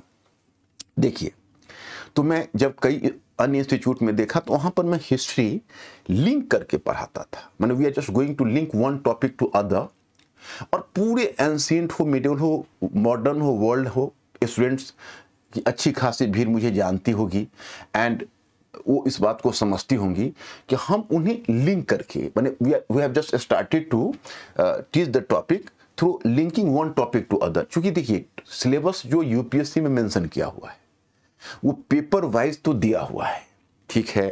फर्स्ट पेपर में 3 सेगमेंट्स दिया हुआ है, जैसे हिस्ट्री है, ज्योग्राफी है, इंडियन सोसाइटी है। Then you are coming to the second one paper. Once again, you will find there, if you are going to count, then 4. For example, polity and constitution. The second one, governance, international relation, and social justice. Then you are coming to the third paper. तो बहुत सारे लगभग 6 segments वहाँ है। Economy, Indian economy and development, science and tech, ecology, environment, natural disaster. तो वहाँ आप देखेंगे कि वहाँ पर टोटल 6 सेक्शन है, सिक्योरिटी। तो वो, और सबसे लास्ट में आता है एथिक्स का पेपर नंबर 4। तो देखिए अब उन्होंने, तो चलिए टॉपिक को तो उन्होंने सेट किया है, एक टॉपिक को दूसरे मतलब कई 3 पार्ट बना के 4 पार्ट बनाकर उन्होंने टॉपिक को सेट किया हुआ है। लेकिन सबसे बड़ी बात यह होती है कि जब स्टूडेंट्स उस टॉपिक को पढ़ते हैं या टीचर्स पढ़ाते हैं तो डिसजंक्चर्ड पढ़ाते हैं। डिसजंक्ट, कोई टॉपिक आगे कोई टॉपिक पीछे अपने कॉन्वीनियंस से। कभी कभी क्या होता है जब क्लास की जल्दबाजी होती है तो कंटेंट भी दे दिया कि लो भाई ये कंटेंट से तुम लोग पढ़ लेना, काम तुम्हारा चल जाएगा। अब ये बातें बड़ी अनसाइंटिफिक मेथड मुझे लगी जब मैं खुद पढ़ाता था, कई इंस्टीट्यूट से जुड़ा था। तो फिर स्टूडेंट्स का कंप्लेन आता था कि सर हिस्ट्री में तो मुझे बहुत कॉन्फिडेंस आ गया लेकिन बाकी सेगमेंट में मेरी स्थिति वीक है। तो फिर मैंने इस पर सोचना शुरू किया, काफ़ी मैंने इस पर सोच विचार किया कि आखिर they feel comfortable in history, जबकि कई स्टूडेंट्स ऐसे होते हैं, खास के मैंने देखा है इंग्लिश मीडियम में, कि जो हिस्ट्री से ही बहुत डरते हैं। हमने कहा जो सबसे डरने वाला सब्जेक्ट उनको लगता था उसको तो हमने बहुत ही सिंपल बना दिया, तो बाकी जो सब्जेक्ट है उन सब्जेक्ट उन्हें परेशानी क्यों हो रही है। तो अब हमने फिर इस पर इसको एक्सप्लोर किया तो मैंने वही पाया कि कोई कनेक्टिविटी नहीं है, टीचिंग में कोई कनेक्टिविटी नहीं है, स्टूडेंट्स के पढ़ने में कोई कनेक्टिविटी नहीं है। अब सपोज करिए इंडियन सोसाइटी पर वो कहेंगे भाई एनसीईआरटी बुक पढ़ लीजिए, तो at the level of students first of the challenge is कि whenever student, because you can say कि in university days the students have not made the self study at university days, they are not in well versed कि how to read, how to write और how to do precise writing। तो उनको दिक्कत क्या होती है कि वो रीडिंग तो करते हैं but in spite of the reading the passage they cannot internalize the things, क्योंकि उनको ये पता ही नहीं है कि इसमें कौन सा पार्ट लेना है कौन सा पार्ट छोड़ना है। बड़ी मासूमियत से कह देते हैं आप एनसीईआरटी बुक से शुरू कर दीजिए, लेकिन स्टूडेंट्स अगर एक वर्ष तक भी they are just fighting with the NCERT book, अगर वो एनसीईआरटी बुक के साथ मगजमारी करते हैं तो भी कोई किनारा नहीं मिलता है।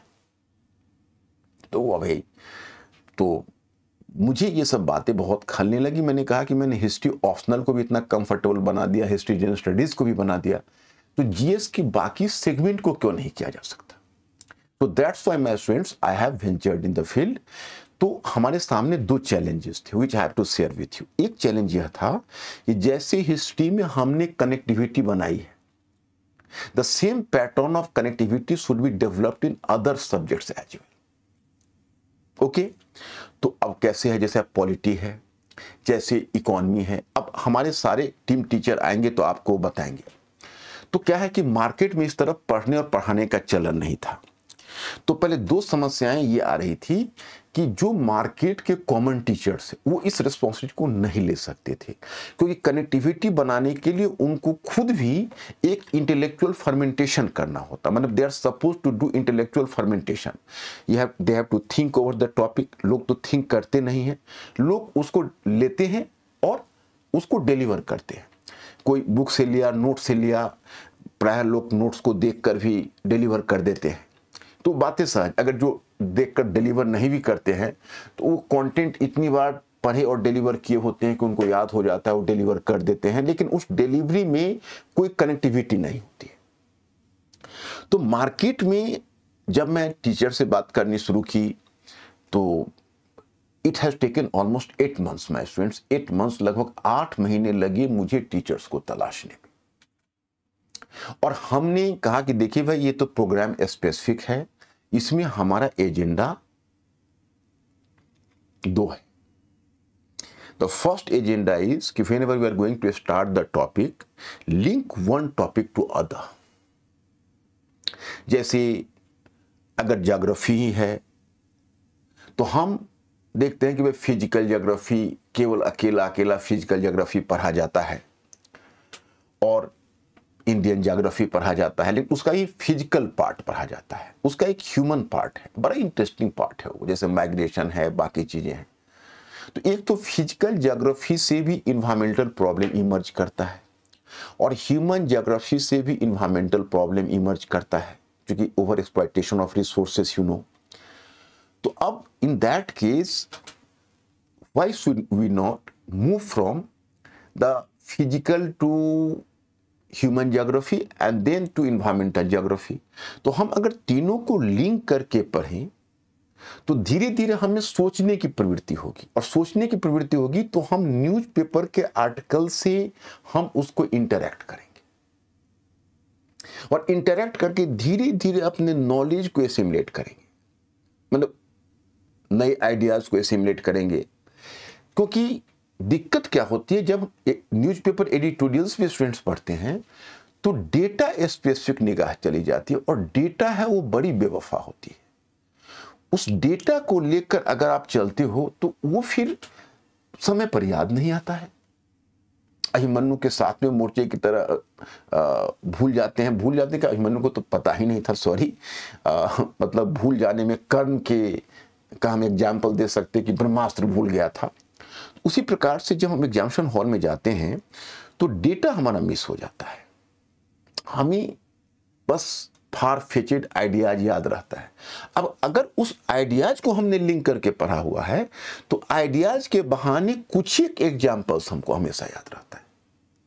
और जब यूपीएससी का हम पेपर देने जाते हैं, यूनिवर्सिटी पेपर और यूपीएससी के पेपर में एक बहुत बड़ा फर्क ये होता है, greater difference is that in university paper you will find normally कि the topics are specified, the questions are specified, even the candidates are well aware of the fact that how many topics they are getting and how many questions they are in a position to write and what would be the nature of the question.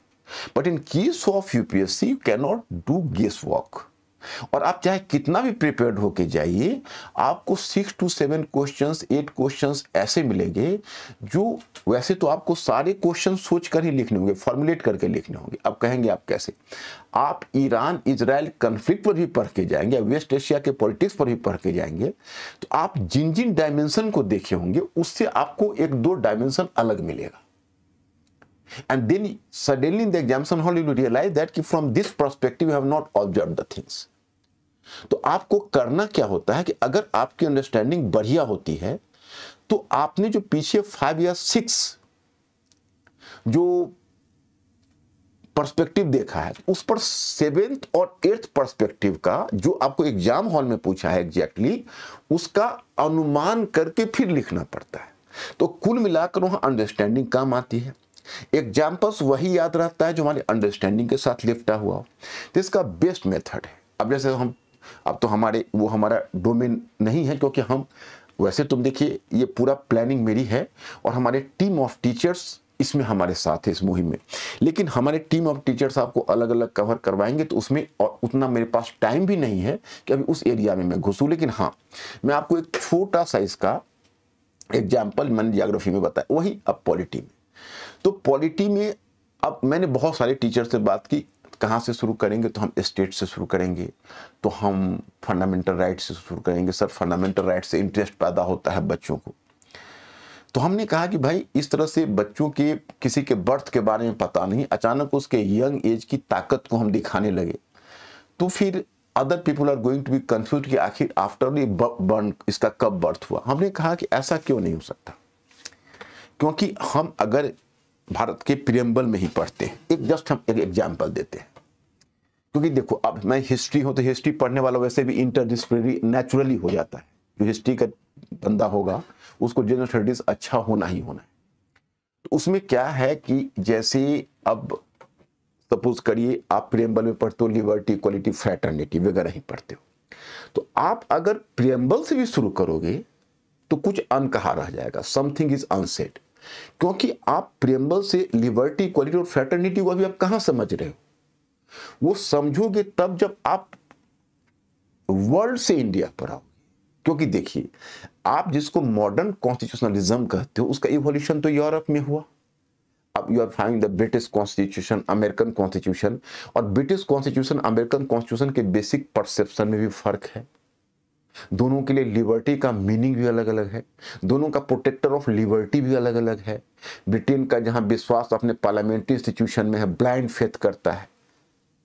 क्या आपने statement सुना ही होगा कि British parliament can do anything. तो उसमें और American लोग हैं वो कहते हैं भाई इंडिविजुअल फ्रीडम से बढ़ के कुछ नहीं है, तो उनके लिए फ्रीडम का फिर मतलब दूसरा हो जाता है। तो अब वहां से आप बढ़ते हो तो चलो फ्रेंच रेवोल्यूशन होता है, उसमें फिर एक नया कॉन्स्टिट्यूशन आता है, फिर 1848 का रेवोल्यूशन होता है, उसमें यूरोप में फिर कॉन्स्टिट्यूशनलिज्म का इवोल्यूशन होता है। लेकिन वहां पर कुल मिलाकर जो डेमोक्रेसी आती है that is possible after 150 years evolution, लगभग 150 वर्षों की इवोल्यूशन के बाद तब जाकर कहीं वहां डेमोक्रेसी आती है। और उसके बाद फर्स्ट वर्ल्ड वॉर के बाद सेकेंड वर्ल्ड वॉर आता है, डिकोलोनाइजेशन होता है, कॉलोनी स्वतंत्र होती है। फॉर्चुनेटली सेकेंड वर्ल्ड वॉर के बाद फ्री होने वाले हम पहली कॉलोनी हैं, तो हम कॉन्स्टिट्यूशन मेकिंग का प्रोसेस शुरू करते हैं। तो अब सवाल दो उठता है, एक क्या है कि जो पश्चिम में लिबर्टी और इक्वलिटी या फ्रेटर्निटी का जो कॉन्सेप्ट है वह भी एक फर्मेंटेशन से गुजरा है। जब ब्रिटिश और अमेरिकन कॉन्स्टिट्यूशन ने उस कॉन्सेप्ट को दिया था तब की बात अलग थी। इंडस्ट्रियल रेवोल्यूशन के बाद जब सोशलिज्म आया तब फिर लिबर्टी का जो कॉन्सेप्ट पश्चिम में है, इक्वलिटी का, वो भी फिर बदला। And when the Russian revolution has taken place and Russian communism started to give a challenge to it, तो फिर उसके बाद रशियन कॉन्स्टिट्यूशन आने के बाद उसने जो लिबर्टी इक्वलिटी के कॉन्सेप्ट को जो चैलेंज किया, उसने पश्चिम वालों को कहा कि यार तुम सभी को बेवकूफ बना रहे हो, you are making the people foolish. What you view as the liberty, that is not the true liberty, because you are not going to ensure the economic freedom. तो आपके लिए लिबर्टी का तो मतलब है ही नहीं, जब तक इक्वलिटी नहीं होगी तो लिबर्टी कैसे होगी। और ये जो कैपिटलिस्ट कंट्रीज है वो चार्ज कर रहे थे सोवियत यूनियन को कि भाई आपकी लिबर्टी आपको मुबारक हो, क्योंकि आपने लिबर्टी के नाम पर जब इंडिविजुअल फ्रीडम को ही क्रश कर दिया, इकोनॉमिक इक्वलिटी की बात कर रहे हो, आपने अपने सिटीजन को सांस लेना दूभर किया हुआ है। अरे किस काम की है इकोनॉमिक इक्वलिटी जब लोग जीवन को ही एंजॉय ना कर सके। तो उन दोनों के बीच विवाद हुआ, लेकिन कुल मिलाकर पश्चिमी देशों ने भी अपने अपने लिबर्टी और इक्वलिटी के कॉन्सेप्ट को बदला। अब चलिए, अब वो आई हमारे दरवाजे पर। अब जब हमारे दरवाजे पर आई तो हमारे यहाँ क्या था कि हमारे यहाँ लिबर्टी तो उनसे हमने लिया, लेकिन पूरे नेशनल मूवमेंट के दरमियान हमारी जो सोसाइटी रही वो फ्यूडल से कॉलोनियल सोसाइटी में ढली। अब कॉलोनियल सोसाइटी एक डेमोक्रेटिक सोसाइटी में ढलने वाली थी। तो हमारे यहाँ एक बहुत बड़ा एजेंडा था, that was the agenda of social justice. Social justice का मुद्दा हमारे लिए इतना इंपॉर्टेंट था कि हमारे लिए इंडिविजुअल फ्रीडम हमने पश्चिम से लिया जरूर, लेकिन हमने प्रायोरिटी कहीं ना कहीं सोशल जस्टिस को दी। दूसरी बात है, हमारे यहाँ कास्ट सिस्टम और बिरादरी की भावना मजबूत थी। बिरादरी द कॉन्सेप्ट ऑफ ब्रदरहुड, मतलब कम्युनिटी, समुदाय, क्योंकि हमारे यहाँ कास्ट सिस्टम भी था, हमारे यहाँ कम्युनिटी की भी एक फीलिंग थी। तो जो अमेरिकन लोगों में क्या था कि उनका वो सब अलग अलग कॉन्टिनेंट से आए थे और उन लोगों के बीच एक तरह का कॉन्ट्रैक्ट था जीने का। वो लोग अपने फ्यूचर की तरफ देख रहे थे। वो लोग जिस लिबर्टी की बात कर रहे थे, अनकॉम्प्रोमाइजिंग लिबर्टी की, वो हमारे यहाँ हो ही नहीं सकती थी, क्योंकि हमारे यहाँ का जो सोशियो कल्चरल कंडीशन था अलग था। स्वयं पश्चिम में भी लिबर्टी इक्वलिटी का कॉन्सेप्ट बदल चुका था। तो हमने जो अपने यहाँ जब लाया लिबर्टी इक्वलिटी फ्रैटर्निटी, तो वह कॉन्सेप्ट उससे अलग हो गया। फिर हमारे यहाँ जो सिटीजनशिप का कॉन्सेप्ट आया, that was the product of the new situation. वो सिटीजनशिप का कॉन्सेप्ट जो पश्चिम में है उससे अलग है। हमारे यहाँ जो यूनियन ऑफ स्टेट्स का कॉन्सेप्ट आया, फेडरेशन का कॉन्सेप्ट आया, वो पश्चिम से अलग है।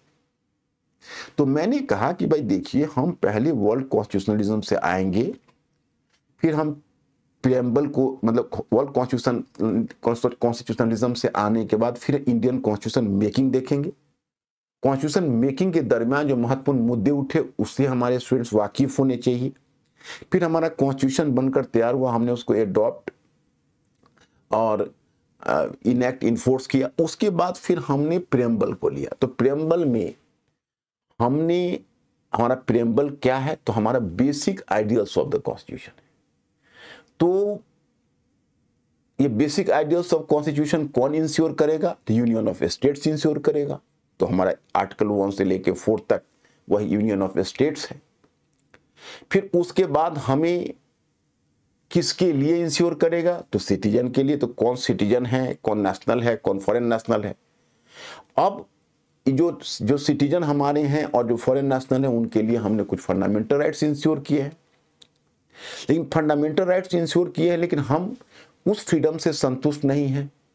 हमें वो फ्रीडम चाहिए जो फ्रीडम सोशल जस्टिस को इंश्योर कर सके। तो हमने, जो कि हम अभी वर्तमान में तो इसके लायक नहीं है, भविष्य में हो जाएंगे, तो हमने डायरेक्टिव प्रिंसिपल्स को इंश्योर किया। तो जस्ट मैंने एक एग्जाम्पल दिया, क्योंकि आप भी कहेंगे आए थे हरिभजन को वोटर लगे कपास, सर हिस्ट्री के बजाय पॉलिटी में जा रहे हैं। मैं सिर्फ एक आपको ट्रेलर बता रहा हूँ। तो हम इस तरह किसी इवोल्यूशन के अंदाज में बढ़ेंगे और लास्ट तक कॉन्स्टिट्यूशन का चले जाएंगे। तो कॉन्स्टिट्यूशन तो है, लेकिन पॉलिटी को भी इवॉल्व करता हम देखेंगे, तब जाकर कॉन्स्टिट्यूशन की पूरी समझ हमारी हो। तो हमने यही मेथड इकोनॉमी में, यही पॉलिटी में, हिस्ट्री में तो ऑलरेडी मैं कर रहा था, ज्योग्राफी में। तो मैंने बहुत सारे टीचर से बात की, माय स्टूडेंट्स की, भाई you have to do in this. तो बहुत सारे टीचर में किसी में कॉन्फिडेंस की कमी लगी। कुछ लोग एक्सेप्ट कर लेते थे, जब आते थे मतलब इसको डिलीवर करने, तो उनको मैं देखता था कि they are not going to beating the route and beating the path which have been earmarked for him.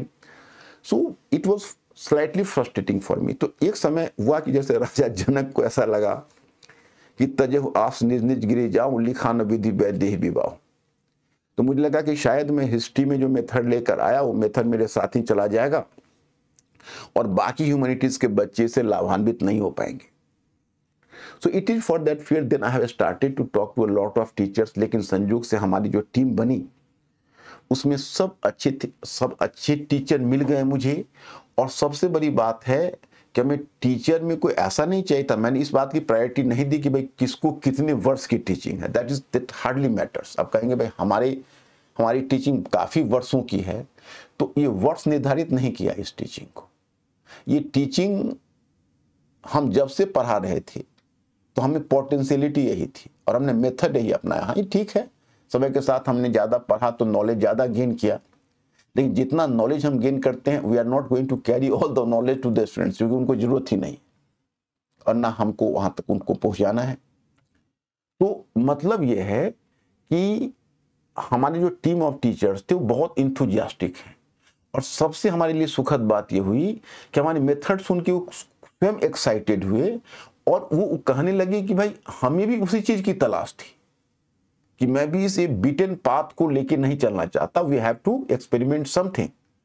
तो हमने इस मेथड को लेके मैं उपस्थित हुआ और हमने कहा कि अब हम क्या करेंगे कि एक एक सेगमेंट को हम इंटीग्रेटेड पढ़ाएंगे और फिर एक सेगमेंट को दूसरे सेगमेंट से लिंक। अब जैसे देखिए मैं आपको उदाहरण बताता हूँ, जैसे ज्योग्राफी और हिस्ट्री है, इसको आप कह सकते हो कि पिलर्स हैं। तो अब ज्योग्राफी टाइम बताता है, सॉरी उल्टा हो गया, ज्योग्राफी स्पेस बताता है और हिस्ट्री टाइम बताता है। तो दोनों का बीच बहुत ही मतलब क्या कह सकते हो ऑर्गेनिक रिलेशन है। उसी तरह से अब हिस्ट्री जैसे आपने पढ़ी तो हिस्ट्री पढ़ने के बाद उससे पॉलिटी भी जुड़ रहा है, उससे इंडियन सोसाइटी भी जुड़ रहा है। तो हिस्ट्री और ज्योग्राफी के बाद जैसे मान लीजिए इंडियन सोसाइटी आपके सिलेबस में दिया है।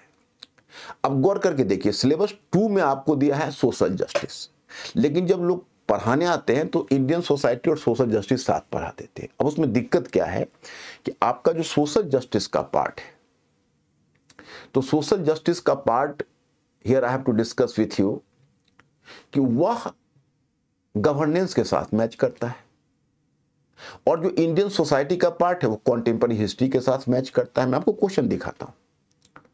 तो मुझे तो इंडियन सोसाइटी इतना इंटरेस्टिंग लगता है कि मैं अधिकतर उसको कॉन्टेम्पररी हिस्ट्री में ही लपेटता हूं। क्लास में भी जब हिस्ट्री पढ़ाता हूं इंडियन सोसाइटी के अलग टीचर होते हैं, लेकिन उनके ड्यू परमिशन से हम कहते हैं कि देखिए हमें कॉन्टेम्पररी हिस्ट्री इसमें ऑटोमेटिकली इंडियन सोसाइटी की चीजें आ ही जाएंगी, उसको हम रोक नहीं पाएंगे, तो आ जाती है।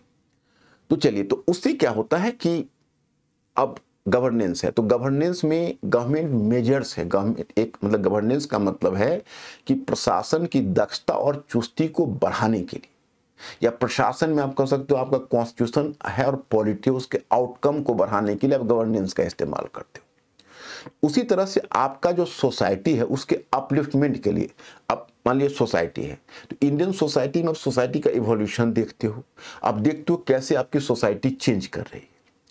लेकिन सोसाइटी को चेंज होने के लिए या सोसाइटी के कुछ खास तबकों को प्रोटेक्शन देने के लिए जो एक सोशल जस्टिस जो शब्द दिया है, जो सामाजिक न्याय कौन सुनिश्चित करता है, तो राज्य करता है। अब देखो यहां पर भी पॉलिटी की बात आपकी आ गई।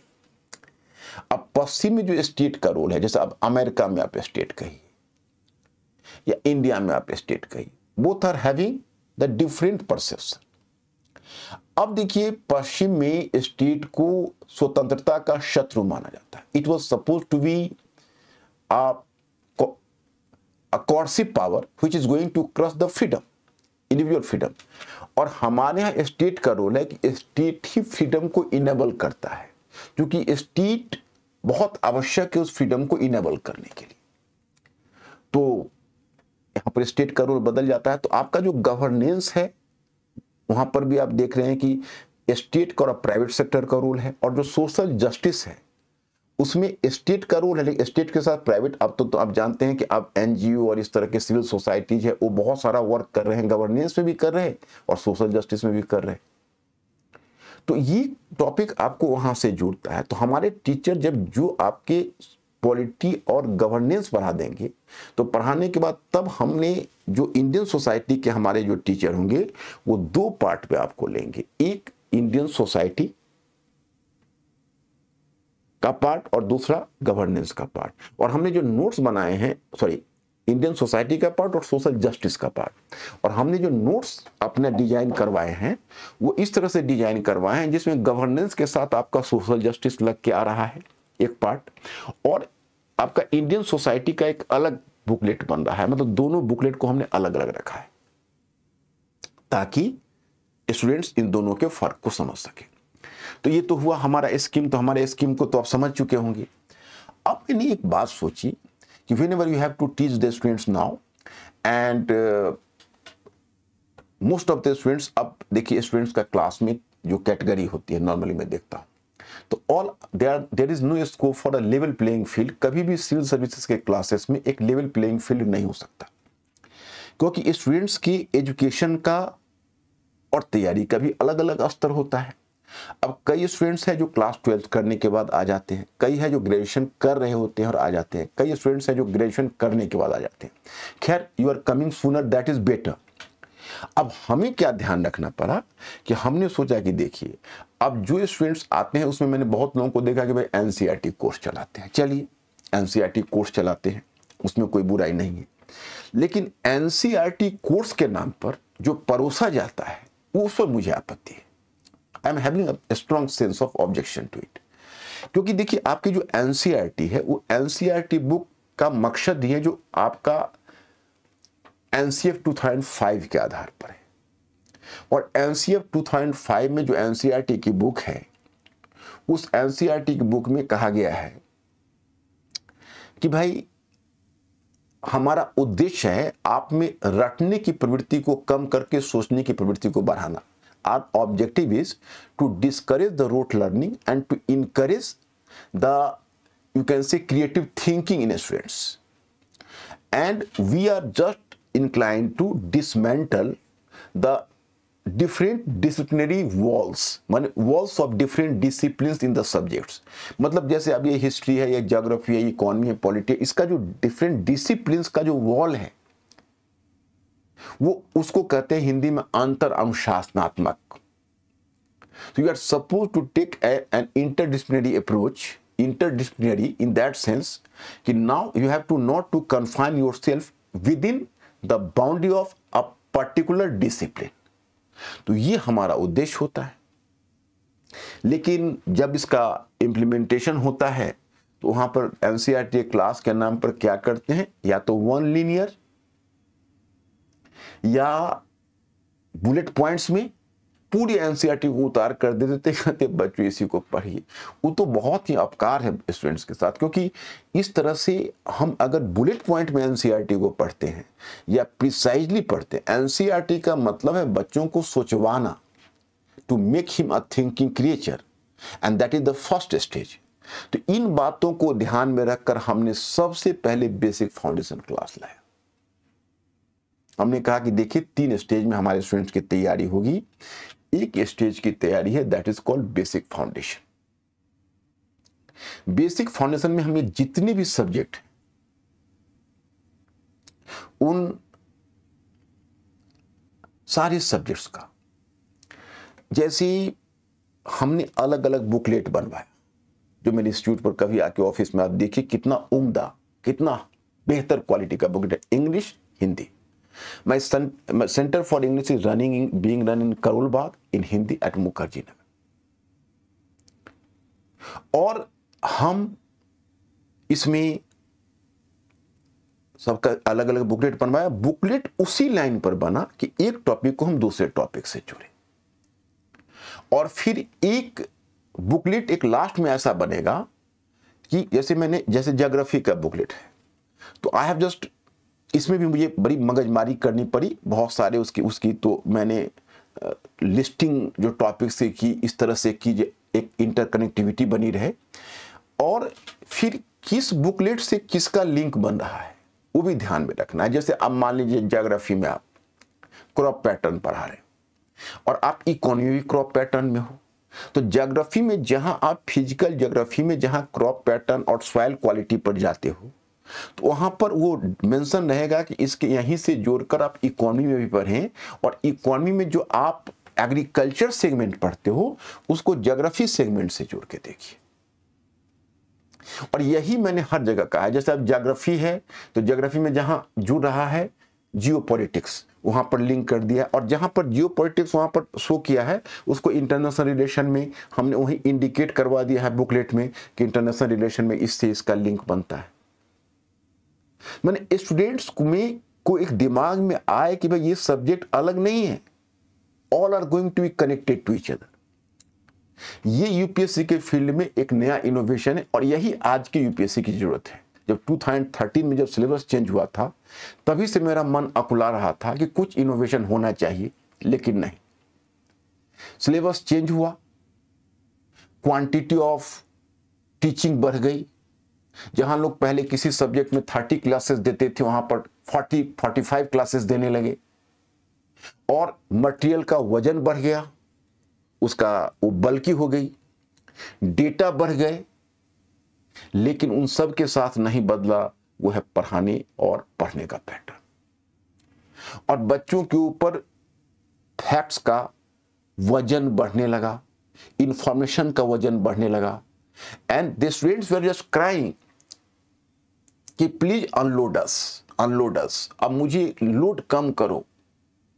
एग्जामिनेशन से पहले, एग्जामिनेशन हॉल से पहले क्रैश करने लगे।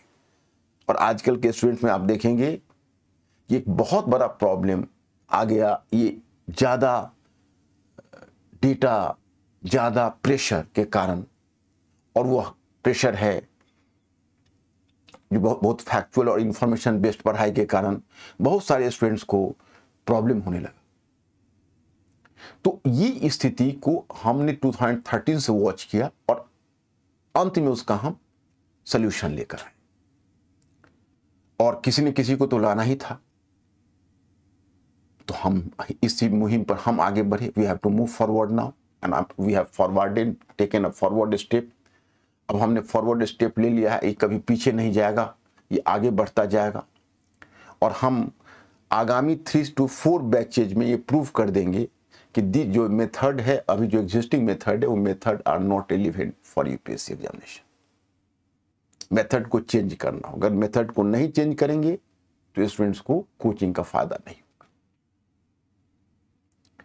सो अब ये तो हुई एक कॉमन, तो ये हुआ आपका बेसिक। फिर उसके बाद एडवांस फाउंडेशन में वो यूपीएससी के स्टैंडर्ड के बुकलेट हमने बनवाए। अब मेरी पॉलिटी का, इकोनॉमी का, सबके जो बुकलेट्स थे, अब देखिए इकोनॉमी का हमने 4 बुकलेट्स बनवाए। अब एक में evolution of economy first, second one में केवल 3 सेक्टर है, प्राइमरी, सेकेंडरी और टर्सरी, और थर्ड में हमने बनवा दिया एक्सटर्नल सेक्टर, और फोर्थ में बनवा दिया वेलफेयर इकोनॉमी। तो ये अब ये 4 इकोनॉमी का, और सभी बुकलेट एक दूसरे से लिंक्ड है और दूसरे सब्जेक्ट से भी लिंक्ड है। और उसके बाद उसी तरह से हमने पॉलिटी में बनवाया, उसमें तो एक ही बुकलेट है लेकिन बहुत ही उत्तम क्वालिटी की है। उसमें भी टॉपिक को टॉपिक से जोड़कर हमने कोशिश करी कि एक डायग्रामेटिक रिप्रेजेंटेशन, मेरे जो शिक्षक भी हैं, मेरी जो टीम ऑफ टीचर्स हैं, मेरे कोलिग्स हैं, वो या मैं खुद, मैं हमेशा पसंद करता हूं कि देखिए एक डायग्राम हो और डायग्राम को लोग फॉलो करें। स्टूडेंट्स को एक डायग्रामेटिक रिप्रेजेंटेशन जरूर दिया जाए ताकि उनको माइंड मैप बने और लिंक पहले डायग्राम से हो जाए, फिर कंटेंट से नीचे लिंक हो। हालांकि मैंने बुकलेट में भी यही कोशिश करी थी, कुछ बुकलेट में पहले वाली प्रिंटिंग में वो डायग्राम के साथ कई टॉपिक्स नहीं आ पाए, लेकिन जो सेकेंड प्रिंटिंग होगी उसमें हम सब में डायग्राम को कंपलसरी डलवाएंगे। तो खैर दिस इज माय पॉइंट। तो ये तो मैंने आपको बताया। और तीसरा हमारा होगा सुपर स्टेज। वो एग्जामिनेशन हॉल में जाने से पहले की 2 महीने की तैयारी होगी। तो मेरा अपना मानना है कि तीनों स्टेज के क्लासेस जो कर लेंगे वो स्टूडेंट्स को, हाँ एक समस्या आती है, समस्या क्या आएगी, अब कहेंगे अब बेसिक फाउंडेशन हमने क्यों शुरू किया। तो मैं एक बात कहता हूं, हालांकि आपको भी बात सुनकर हंसी आएगी, normally I am just telling jokingly, you can say कि भाई in fact whenever in a box और you can say in a pot, you need some sort of base. So this is the base making of a pot. मतलब कि आप इसको ऐसे मान के चलिए कोई घड़ा है, अगर वो घड़ा फूटा हुआ है तो ऊपर से आप जो कुछ भी डालोगे वो नीचे गिर जाएगा। तो उस घड़े में एक बेस लगाना पड़ता है। तो मैं स्टूडेंट्स को प्राय कहता हूँ, स्टूडेंट्स पर काफी हंसते भी हैं कि देखो बेसिक फाउंडेशन में मैं तुम्हारे दिमाग में पहले पेंदी लगा रहा हूं, क्योंकि अगर पेंदी नहीं लगेगी तो जो कुछ भी हम डालेंगे वो सीधा नीचे गिरेगा। तो इसलिए पहले जब पेंदी लग जाती है तो पहले जो गिरेगा, जैसे देखिए आप एक गौर करके देखना, जैसे ब्लीडिंग होती है तो जब तक क्लॉटिंग नहीं होती है तब तक चिंता होती रहती है, फिर ब्लीडिंग होती है, लेकिन अगर वो क्लॉटिंग हो जाती है तो ब्लीडिंग रुक जाती है। तो आइडियाज पहले आप, अगर कोई बिल्कुल ही ब्लैंक माइंड है जिसने कभी पढ़ा नहीं है, पढ़ के समझा नहीं है, वो कोई नई चीज पढ़ता है तो वो दिमाग से बिल्कुल इवेपोरेट कर जाता है, मतलब एक तरह से वाष्प बनकर उड़ जाता है। So in order to make the ideas stay in mind you need some base work. तो बेसिक फाउंडेशन बेस वर्क है। और बेसिक फाउंडेशन में एक काम मैं और भी करता हूं, how to read, how to write and how to do precise writing. कैसे पढ़ा जाए, कैसे लिखा जाए और कैसे बड़ा को छोटा करके लिखा जाए, because you are suppose to write in 150 words, 250 words, that is really a challenge in the examination hall. सिर्फ एग्जाम हॉल में लिखना ही नहीं है, कम शब्दों में लिखना है, इकोनॉमी इन द लैंग्वेज को वहां पर फॉलो करना है, ये अपने आप में बहुत बड़ी चीज होती है। और फिर जब एडवांस स्टेज में आते हो तो वहां पर आपको पूरे प्रैक्टिस वर्क, और इसके अलावा मैंने, हमारे जो टीम ऑफ टीचर्स है वो एडवांस स्टेज में हर दिन 5 क्वेश्चंस जब क्लास में जाएंगे तो बोर्ड पर लगा रहेगा। ये 5 क्वेश्चंस मेरा मेथड रहा है, मैं जहां भी पढ़ाया हूं। ये 5 क्वेश्चंस क्या करता है पता है? ये मल्टीपल चॉइस क्वेश्चन, जैसे आप मेंस का क्वेश्चन में गलती करते हो तो that is not going to create too much pressure over you, but if you are committing mistake in the same question in prelims तो that is going to quite touching for you. MCQ question ज्यादा touch होता है गलत करने पर।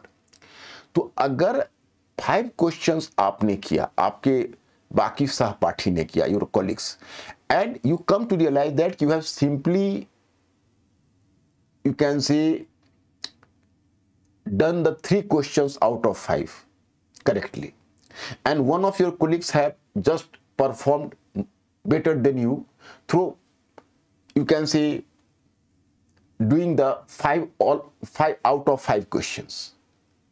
So then definitely you can say you will feel a bit irritated, a bit perturbed, a bit tormented, and next day you will just do the hard work in order to match him, or in order to just go ahead with him. तो मतलब ये हुआ कि इससे आपको फायदा यह मिलता है कि आपकी तैयारी धारदार हो जाती है। You are going to be more sharp in the method of your preparation. तो वो हमारे लिए एक तरह से स्टूडेंट्स को मोटिवेट करने वाली चीज होती है। तो 5 आपका यूपीएससी लेवल का क्वेश्चन करीब करीब रहेगा। आप पढ़ के आओगे, जो टॉपिक आज पढ़ाया जाएगा उस पर कल क्वेश्चन होगा, जो कल पढ़ाया जाएगा उस पर परसों क्वेश्चन होगा, तो ये चलता रहेगा। इसके अलावा हमारे टीचर ई क्वेश्चन डेली मॉडल आंसर के रूप में कवर करेंगे, ये हमारे प्लान में शामिल है। अब बात रह गई करंट की। तो करंट में मैं बड़ा ही एक इनोवेटिव, जैसे मैंने एक प्रोग्राम भी चलाया था, आपको याद होगा, वो प्रोग्राम है कि how GS travel this week. तो ये प्रोग्राम आप देखते थे कि हम उनको वेबसाइट पर चलाते। तो वेबसाइट पर चलाने में दिक्कत क्या होती कि that is class students are going to be distant from this programme. So although they are watching the lecture, but they are not going to be equally benefited or benefited to the extent we have earlier ordained that this should be. So now we have decided to conduct the same thing in the class.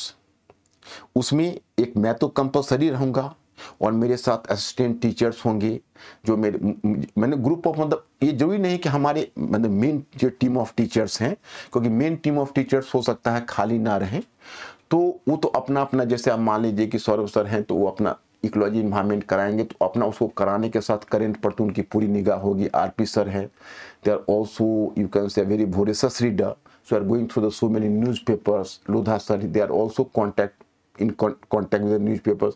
क्योंकि हम जो हमारी जो पूरी team है वो एक दूसरे से बहुत ज़्यादा मोटिवेट होती है। अब क्या होता है कि अब देखिए, अब इस एज में मैं खुद भी बहुत पढ़ता हूँ, तो मेरे जो टीम ऑफ टीचर्स है मेरे छोटे भाई की तरह हैं, तो वो कहीं भी मैचिंग में पीछे नहीं रहना चाहते। वो भी चाहते कि हमारा भी परफॉर्मेंस ठीक उसी और हमारी भी पढ़ाई उसमें कोई कमी ना हो। तो they all are very the hard working. तो इससे हमें फायदा क्या मिलता है कि हम वो क्लास में अपना करंट, तो जैसे जो भी टॉपिक पढ़ाते हैं वो अपडेट करते ही रहते हैं, लेकिन उसके अलावा हर वीक में मैं चाहता हूं कि how GS travel this week, मतलब हमें करंट एक अलग सब्जेक्ट की तरह नहीं पढ़ाना, उसको जो हमारे बाकी सब्जेक्ट्स है that should be the supplementary to that subject, उसके सप्लीमेंट्री की तरह हो। जैसे मैं आपको बताता हूं, इस वीक में मंडे टू सैटरडे जो डेवलपमेंट हुआ, पॉलिटी में अगर कोई नई बात हुई, चला देखा गया कि अच्छा ठीक हो। इस बार तो सिटीजनशिप में अमेंडमेंट हुआ है और that is going to affect the citizenship act, क्योंकि सिटीजनशिप एक्ट में मान लीजिए 6A की बात आई। तो मुद्दा यही नहीं है कि जो असम के पीपल हैं उनकी, मतलब वहां पर जो बांग्लादेशी 25 मार्च 1971 से पहले आए उनको सिटीजनशिप मिल गया, बल्कि उसके साथ जुड़ा हुआ मुद्दा हुआ है कि असम के लोग जो कहते हैं कि भाई हमारा जो राइट टू ब्रदरहुड है, मतलब लिबर्टी, इक्वालिटी एंड फ्रैटर्निटी, तो ये फ्रैटर्निटी के भाव के, ब्रदरहुड के भाव के खिलाफ है। भाई कोई दूसरा आता है फॉरेन नेशनल्स और हमारे ऊपर उसको लाद दिया जाता है बिना हमसे पूछे हुए, तो कोर्ट ने उसका भी कॉन्स्टिट्यूशनल एक तरह से इंटरप्रिटेशन दिया है। उसके बाद उसके साथ जुड़ा हुआ मुद्दा है कि अगर आपने 6A को एक्सेप्ट कर लिया तो अब आपको CA एक्ट का, जो सिटीजनशिप अमेंडमेंट एक्ट 2014 है, उसका रास्ता खुल गया। और अगर सिटीजनशिप अमेंडमेंट एक्ट का रास्ता खुलेगा तो what would be the reaction of the people of Assam. तो ये सारे मुद्दे एक दूसरे से जुड़े हुए। तो हमारे टीचर तो ऑलरेडी मान लीजिए सिटीजनशिप पढ़ा दिया है उन्होंने, और उन्होंने सारे अमेंडमेंट बताए हैं, कॉन्स्टिट्यूशन मेकिंग के समय से बताए, और उसको उन्होंने ला दिया है प्रेजेंट तक। तो इस वीक में अब सिटीजनशिप एक्ट में क्या संशोधन हुआ है या फिर सेकुलरिज्म को कैसे डिफाइन किया गया है, तो सेकुलरिज्म ऑलरेडी ट्रेडिशनली पढ़े हुए हैं, अब उसमें वो चीज को जोड़ना है इस वीक में, so that the students should be updated. इसके अलावा हमने उस पर एक बात और भी सोची है, जैसे are you mentally alert, that मतलब it is a very common word, तो आप उसमें चिंता मत करना। मेंटली अलर्ट का मतलब है कि मैं आपको लगातार डिलीवर कर रहा हूं, आप सुन रहे होंगे, आपका दिमाग भी डाइवर्ट कर रहा होगा, तो थोड़ा सा आप अटेंशन दीजिए। देखिए, एक समस्या ये आती है कि जैसे आप जब ट्रेडिशनली पढ़ाई करते हो तो ऐसा तो होगा नहीं कि हम सारे सब्जेक्ट पढ़ लें तब करंट पढ़ना शुरू करें, क्योंकि उतना टाइम तक तो वेट नहीं किया जा सकता। तो हम मान लीजिए आपका भी एक सेगमेंट हुआ है, जैसे मान लीजिए पॉलिटी हुआ, इंडियन सोसाइटी हुआ, है ना, हिस्ट्री हुआ और ज्योग्राफी हुआ, लेकिन अब आपका करंट का मुद्दा आ रहा है। तो करंट अब मान लीजिए हो सकता है हिस्ट्री हुआ, ज्योग्राफी हुआ, पॉलिटी हुआ, और करंट भी चल रहा है। तो करंट में अब मुद्दा इकोनॉमी का आ रहा है, लेकिन इकोनॉमी अभी आपका पढ़ा हुआ नहीं, तो वहां पर ईयर मार्क कर दिया जाएगा, पहले ही बता दिया जाएगा कि ये टॉपिक जब आप पढ़ोगे तो ये टॉपिक, तो हो सकता है कि वो टॉपिक उस समय के टीचर के लिए पुराना हो जाए और वो टीचर वैसे ही क्लास में आपको करवा दे। लेकिन नहीं, आप यहां से अगर कॉन्शियस रहोगे तो जब वो टीचर वो टॉपिक पढ़ाएंगे तो आपको भी ध्यान आएगा कि करंट में सर ने हमको ये बताया था। दूसरी बात है कि हमने करंट में एक और भी रास्ता तलाशा। हमने कहा कि देखिए, करंट अकेला नहीं पढ़ा जाएगा,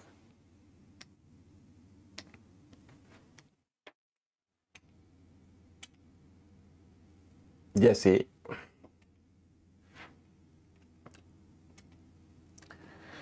अब जैसे मान लीजिए करंट है, तो मैंने कहा कि देखो, अगर पॉलिटी कहीं या इकोनॉमी कहीं इश्यू है तो इस इश्यू को हम क्यों ना इसको, अगर मान लीजिए कि हमारे कॉन्स्टिट्यूशन के किसी पार्ट से जुड़ा हुआ है,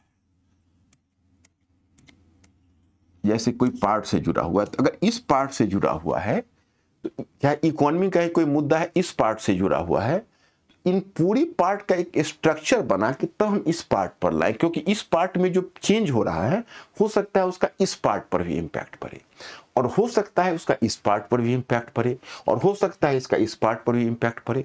सो माय प्लान इज कि अब इसको लिंक करना है, मतलब वो स्ट्रक्चर बना के करंट को पढ़े, ना कि करंट को अकेला इंफॉर्मेशन के तौर पर पढ़े।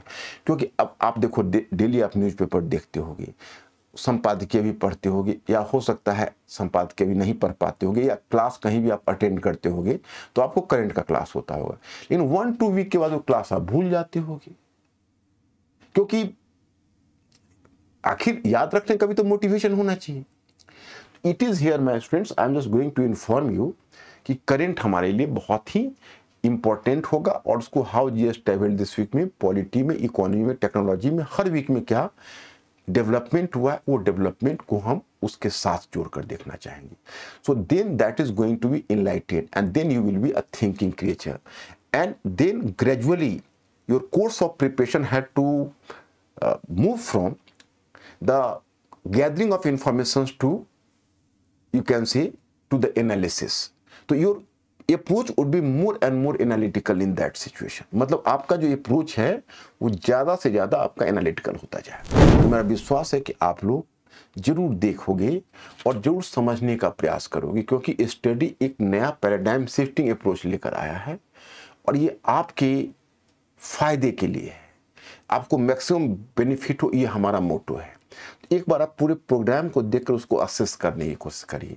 तो आज मैं यही समाप्त करता हूं, फिर लास्ट डे मैं क्वेश्चन आंसर डिस्कशन के लिए आऊंगा। तो चलो, thank you very much, I will see you, and please see my other members, other colleagues as well. Thank you very much.